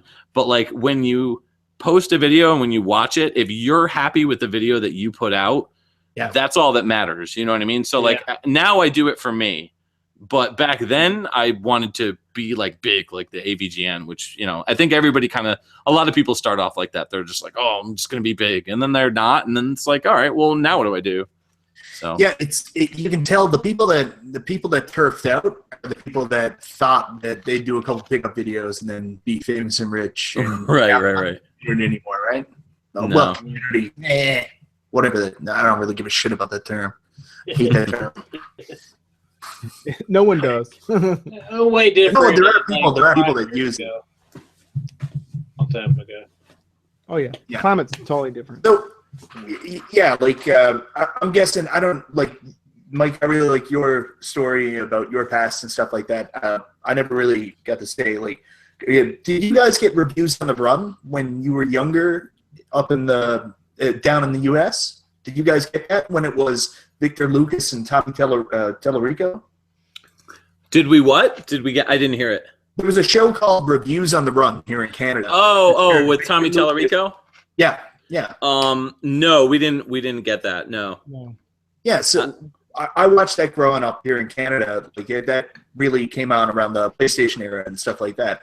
So, like, I just wanted to do reviews. I just thought that was the coolest thing in the world. So, I followed the transition of Reviews on the Run, and eventually they did, like, Electronic Playground. Victor Lucas worked with somebody else, and then watching stuff like Attack of the Show. Like, I would love to do that for a job. I'm not talking about getting PewDiePie famous. I just thought it would be cool to do, and I'm the kind of person that whenever I saw something, I wanted to try it. So, I wanted to try making video game reviews, and I really like to end your story when you talked about why you do it, and I talked to Wes from Multitap, like Westapo, recently, and like I told him the same thing. Like, looking back on all the videos I made, the only ones I'd want to watch are some of my reviews, some of my top 10s, and like, I just want to do stuff that I'd like to watch, stuff that I'm proud of. So that's kind of what you want to do going forward. Don't do stuff for the sake of doing stuff just so you post something up there. Right. It kind of comes full circle to what I was saying. Like, don't allow yourself to feel the pressure to, I've got to produce something, so let me just do something. I'm going to review this, sewing kit. There's a sewing kit over there. Why do that when you don't care? Because when you don't care, people can tell. You know what I'm saying? People can tell. When you don't care, you're not going to enjoy it as much too. Right. Right. It becomes a job, and it's that's not fun. Right. No. I mean, it's hard work, but it's rewarding in the end, and that's what it should be. It should be rewarding. You should have something in the end that you can look back on and you can go, oh, I remember when I did that, and you watch it, and like I still go back and rewatch some of my old reviews. I do that with a lot of the shows that I really like, and I think that it's good. It's healthy to do that, to go back and revisit your old work and to see, what mistakes you made and, how you can improve and kind of revitalizing at the same time too. Yeah, definitely. Yeah. Anytime I feel like, oh, I just can't do this, I'll go back and watch that first episode and be like, yeah, like it's just mind-blowing how much progress somebody can make in why does it take 2 weeks to edit an episode? What are you doing different than me? Right, I know. No, it takes quality, Mike. The quality, that's the thing. Yeah, it's so well, I mean, my process is I have to I like skits, and I like putting skits in, and I think that my brand of humor is not everybody's favorite. Yeah. But the people that do stick around, that's really all I care about, is the people that, dig it and have something to say about it. Or, if I make one person laugh at a stupid joke that I make, then it's worth it, But no, the videos take a while to make it, because it's not just, let me just grab some, gameplay footage off YouTube and then,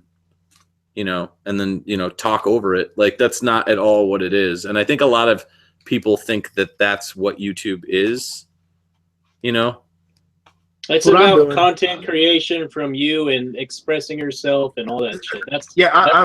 I'm still confused by this whole process. So what are you saying? You play the game, you take your notes, you write down what you want to talk about. Yep. Film your pieces. How does it take 2 weeks to edit? That's what I don't get. Yeah. So stuff comes up, life comes up. Well, there it is. You're not spending 2 weeks editing. You're back and forth doing real life shit. Right. In total, it doesn't take 2 weeks. Time-wise, overall, it'll take 2 weeks. Yeah. But got to go to the store, buy a jug of milk. Right. Yeah. Jug of milk. Not a bag of milk. No. See, when I actually do this stuff, and Chris makes fun of me quality, but there's some air of truth to him because I don't know what I'm doing. So, like, I would sit down, and if I had to have a review done, I'd tell people I was going to have a review done for Sunday, I would probably start editing that, like, late Saturday night, and then do it for, like, 23 hours straight, whatever. I'd be like, oh, my God, I don't even care. Just get it out. Well, Mike, here's the difference. And I can at least feel some of Mike's – it's weird to say it that way. Mike, I can feel some of Mike's pain in that Mike does the skits and the on-camera stuff and all that stuff. And when I did the sweater, it was the same way. And I can feel your pain, man, because it was the same way. It would take me a week and a half, the whole month sometimes. Yep. I mean, when I would do reviews back in the sweater days, it was seriously like whatever I was reviewing, that was it for the month. I wasn't playing another game. Right. That was it. And that's part of the reason why I moved away from it, because it consumed so much time. I couldn't play anything else. I couldn't do anything else. It was just that was all, and that was it. And but that's all in your mind. Like what you say doesn't make any sense. You're like, I can't even put on a sweater to do a sit down talking review. It drives me nuts. Like, it just doesn't make any sense. You're like, can't go back to the sweater, man. I just now like this room is like 4 feet from the hinges of Hades, and it's about 1,000 degrees in here. There's no way I'm putting a sweater on. I think you missed the point, and I think honestly, if I can add a critique here, you built a product, and then you're like, well, I can't do that product because I can't do this thing. You look at the Angry Video Game Nerd. Not every episode is Street Fighter 2010. Sometimes he just sits down on the thing. No, nobody covers that game, man. No, I know, but that game needs to be covered. The point of what I'm saying is, like, not every episode has to be you've got characters coming in like Stubbs the Zombie and stuff like that. Right. Sometimes you can just sit down with the goddamn sweater on and talk. And maybe people were expecting something from your channel, and then when you do a drastic rebrand, they're like, F this guy. Like, you know, obviously, like, he's just trying to push things and move things forward. When realistically for you, it was probably very hard because it was the death of a creative vision that you had. So right, it was. 2 things. One, I really like the idea of the sweater years as like a DVD. So like you come out with all your episodes where you did reviews with the sweater, and it's just like Weekend Game Guy, the sweater years. I would buy it. And 2, I thought that you had a good thing going with the Weekend Game Guy After Dark. Yeah. And and that was the stuff that kept me going back to your channel, Chris. Because I thought that was a good. I just thought that the way you handled it was very well written and very well done. So the After Dark stuff. Yeah, like the After Dark stuff. Like, and I like the idea too of like just sitting around and like you know, somebody drinking a coffee and talking about games, or you know, that more blog type stuff that you do. Like, that's kind of, in my opinion, your bread and butter. So I get where you're coming from with the reviews. It's tough, and I do agree that you're pretty much playing that one game.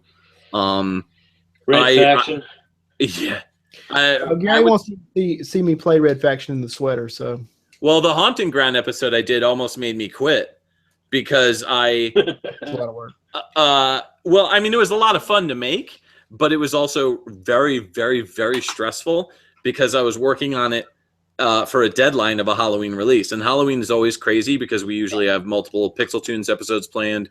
I try to do at least one Dude You Haven't Played This Game Halloween special. And those are like big productions. Those are like easy 40-hour productions, you know, when it comes to the lighting, the live action, the script, the gameplay footage. If you play a game like I just did Resident Evil for last Halloween remake with game versus game, and that in and of itself was like a 20, 30, 40-hour production. So after Haunting Ground, I was like, I'm burnt out, man. I need to take a month off. And what I did was I went and actually played multiple games, and it completely changed my mind when it comes to picking games to review now. Now I don't do it the way I did it before, where I do like one review at a time. What I'll do is I'll just play a bunch of games, and if I find something that I really like, I'll start recording, or I'll start over and start getting gameplay footage for it. So that's kind of how I started doing it instead. So that way I'm not tethered to one game. I know Mike had problems with the Ghost in the Shell reviews, but like I was legit stoked for all of that Ghost in the Shell stuff because I was getting into the series for like, you know what I mean? So like I was getting into the movie, like the live action movie. And so I was getting into the show, standalone complex, all that stuff. And it just kind of all hit me at once. So I was like getting into it myself. Same thing with Tomb Raider last year when I did the Tomb Raider videos. Mm-hmm. I like legit got into Tomb Raider games because of that. So I don't really have a problem with the Ghost in the Shell. It's not for me. I don't think anything wrong with you doing them. I hear you. The genie doesn't like Japanese games. Yeah. Is that what it is? That's not true. He just likes Amagon. Yeah. Yeah. It's his favorite. Best game ever.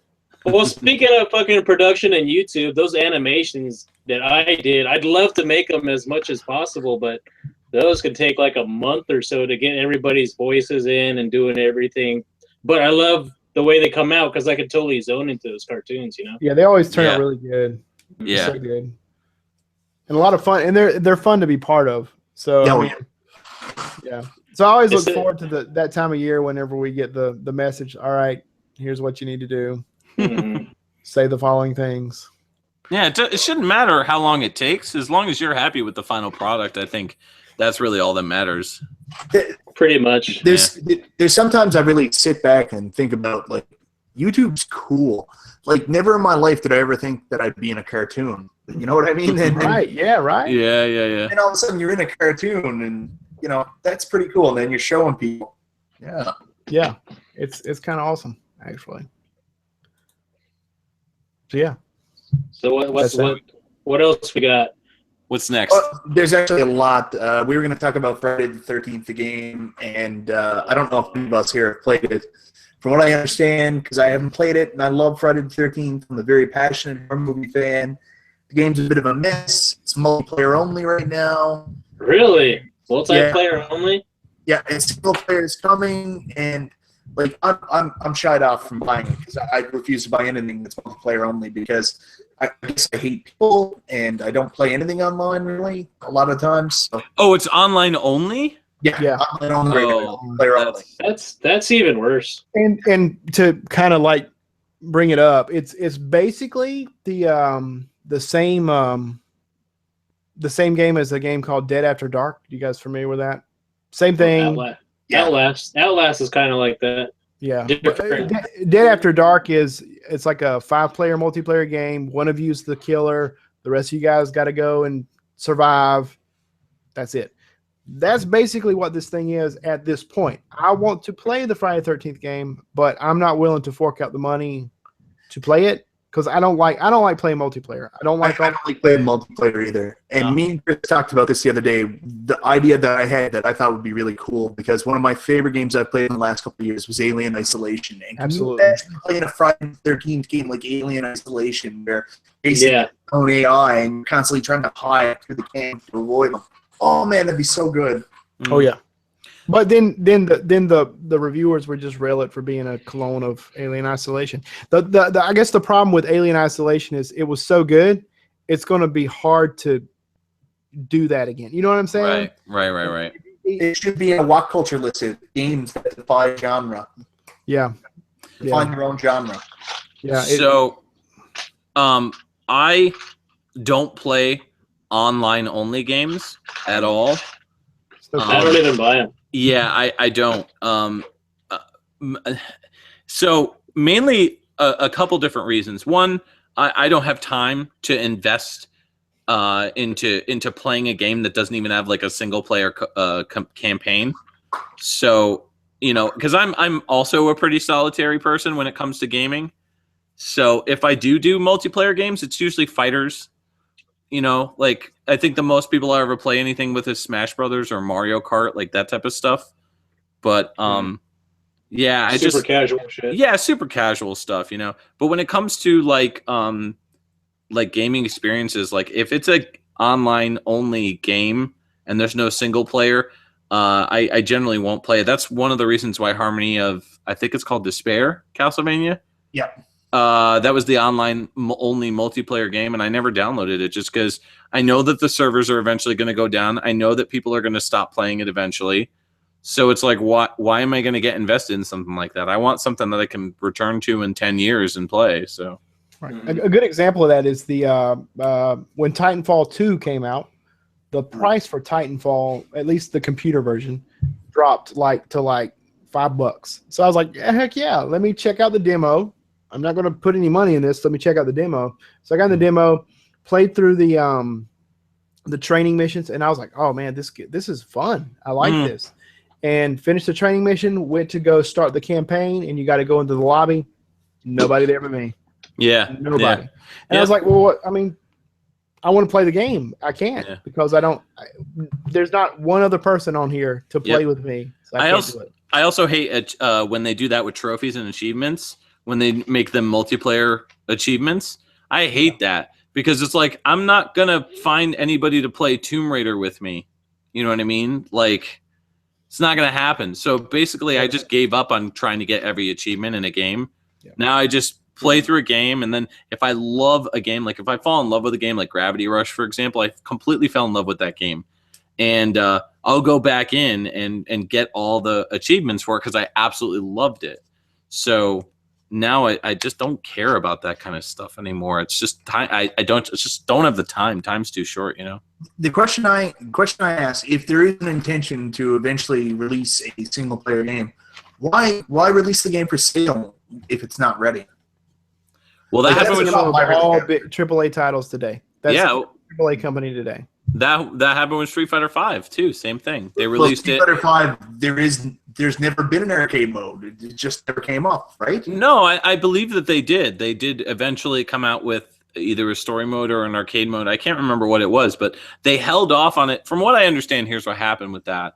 They held off on it because they wanted to release the game early so that people who were going to play in tournaments that were coming up would be able to get acclimated to the game before the tournament. And so because they focused on the tournament aspect and they completely ignored all the casual people like me that would have bought it just to play the story in the arcade, like they totally miss out on a sale because of that stuff. So yeah, that's what happens when you release a game early and you release it unfinished. Like, you know, it's a shame. But Street Fighter V got decimated in the reviews because of that. Right. It's common thread now, though.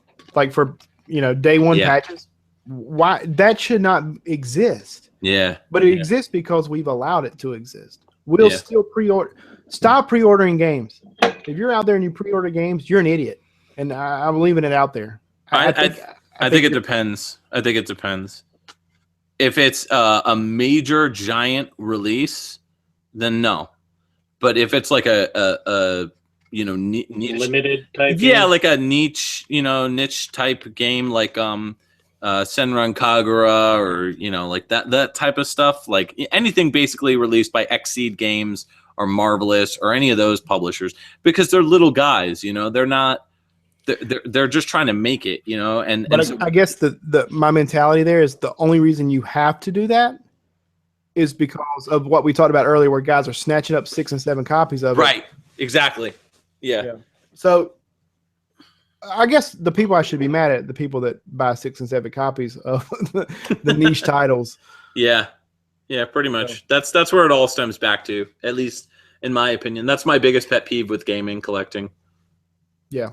Absolutely. So we talked about this in our last podcast. We talked about gaming streaming services.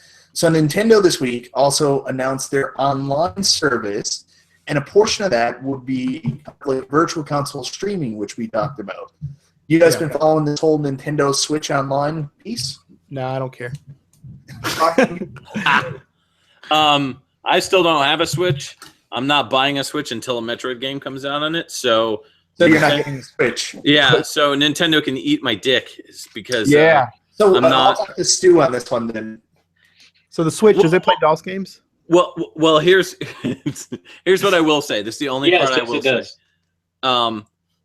My big gripe with having Nintendo charge for a service is their service is so bad and doesn't include like half of the things that PS4 and Xbox One games have.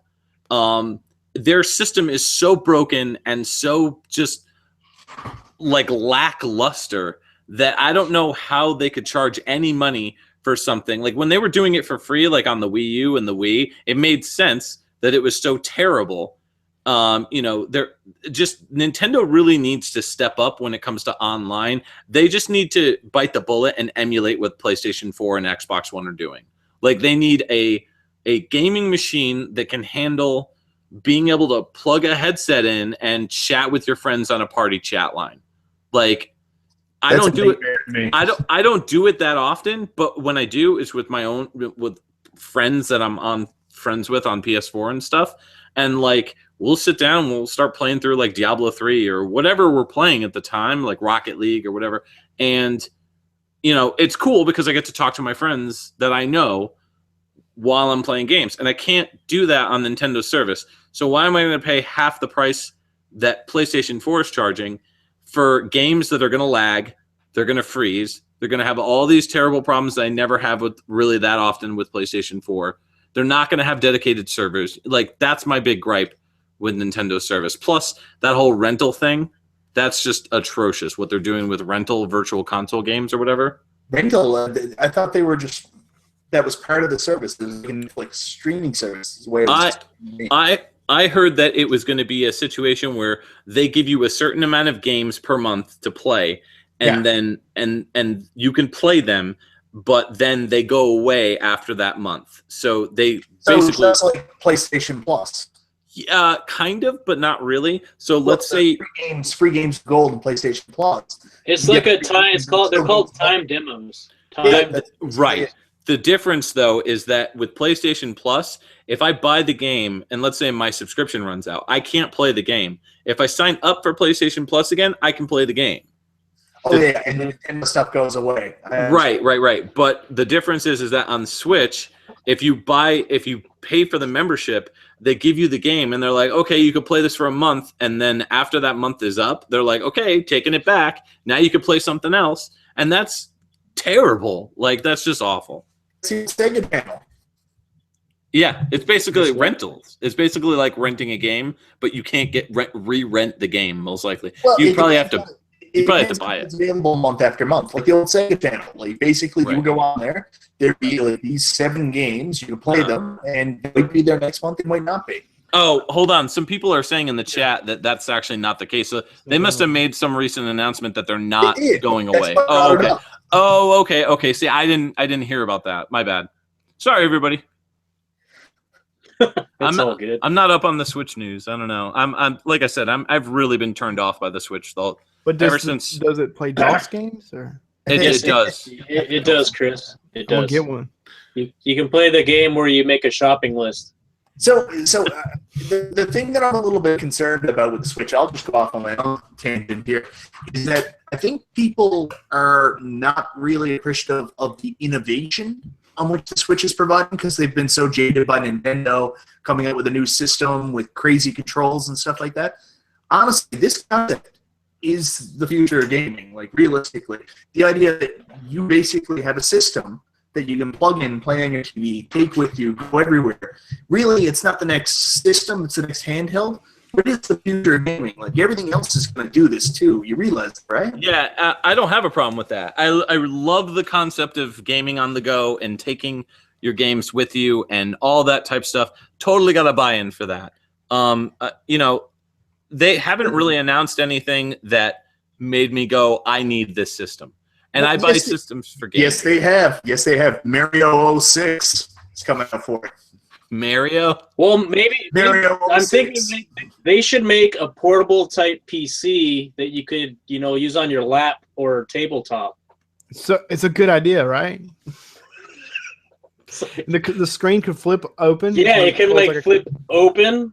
And maybe have Are you talking about Mario Odyssey? Yeah, Mario Odyssey to me is going to be Sonic 06. Okay, so that's not a system seller for me. That's more of like you could pick this up too eventually down the road. Like, Mario doesn't sell games systems for me anymore because I'm being extremely sarcastic here, Mike. Oh, okay. Well, I didn't pick that up. Yeah. No, I just think I'm all about that Metroid. So when they release that Metroid, then I'll buy a Switch. Was Federation the one for 3DS? Yeah. Fake? No, gotcha.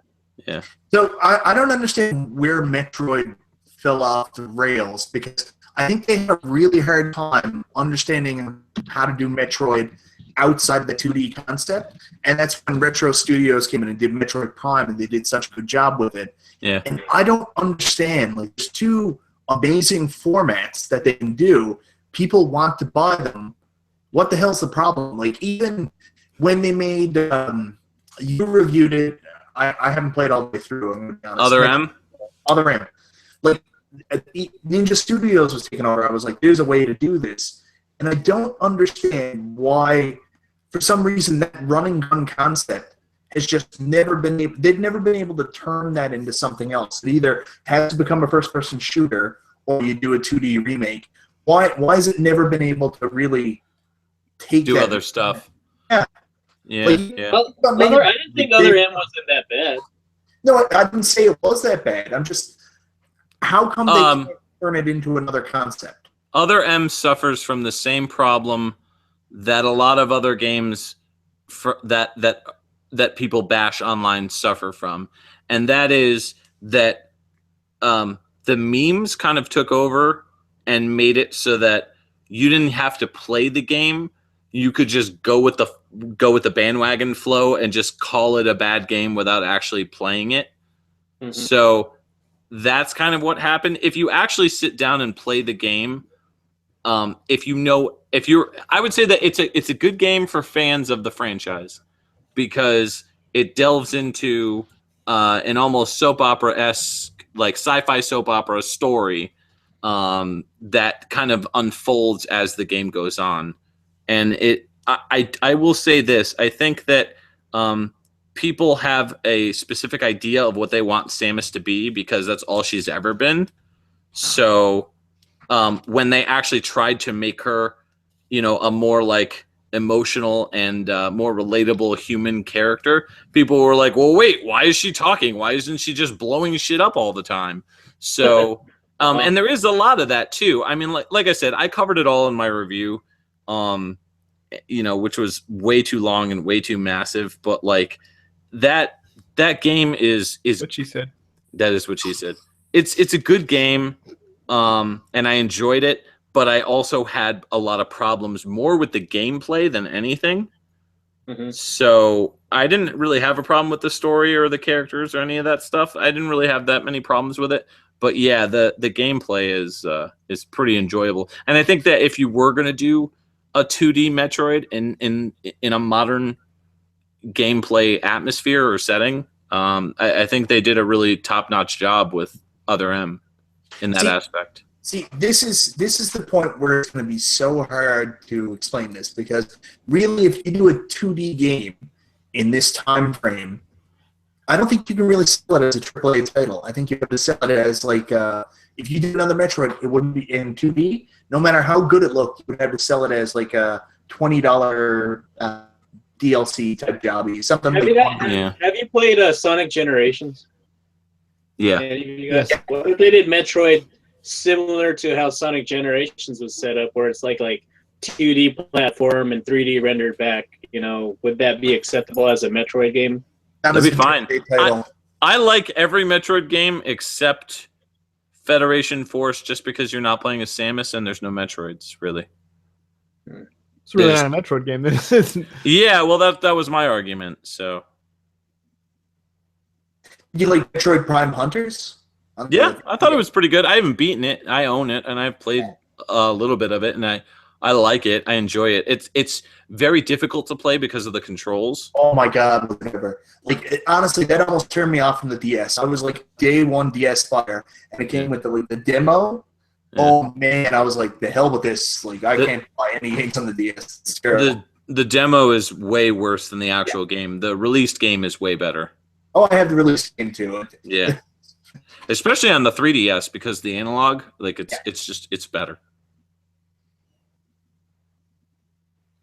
I haven't played it. I don't care. You can emulate DS games now, Chris. Huh? Yeah. Yeah. Huh? I've been selling all my DS games so I could play it on my R4 card. Yeah, those are pricey too. But I got mouse. Price of your Guinness you're drinking, Chris? Price of your Guinness. Maybe. another one, but if I drink another one, I'll be. Yeah, know. so I think that's everything we're going to cover tonight, guys. I think so. All right. Yeah. I want to take a quick minute to say, Mike, thank you very much for coming on. You've been super busy. Definitely. Anytime, man. Thank you for having me.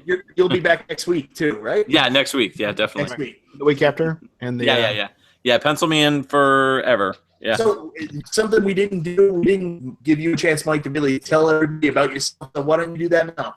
Oh, okay. So I do a channel. It's youtube.com/dongold.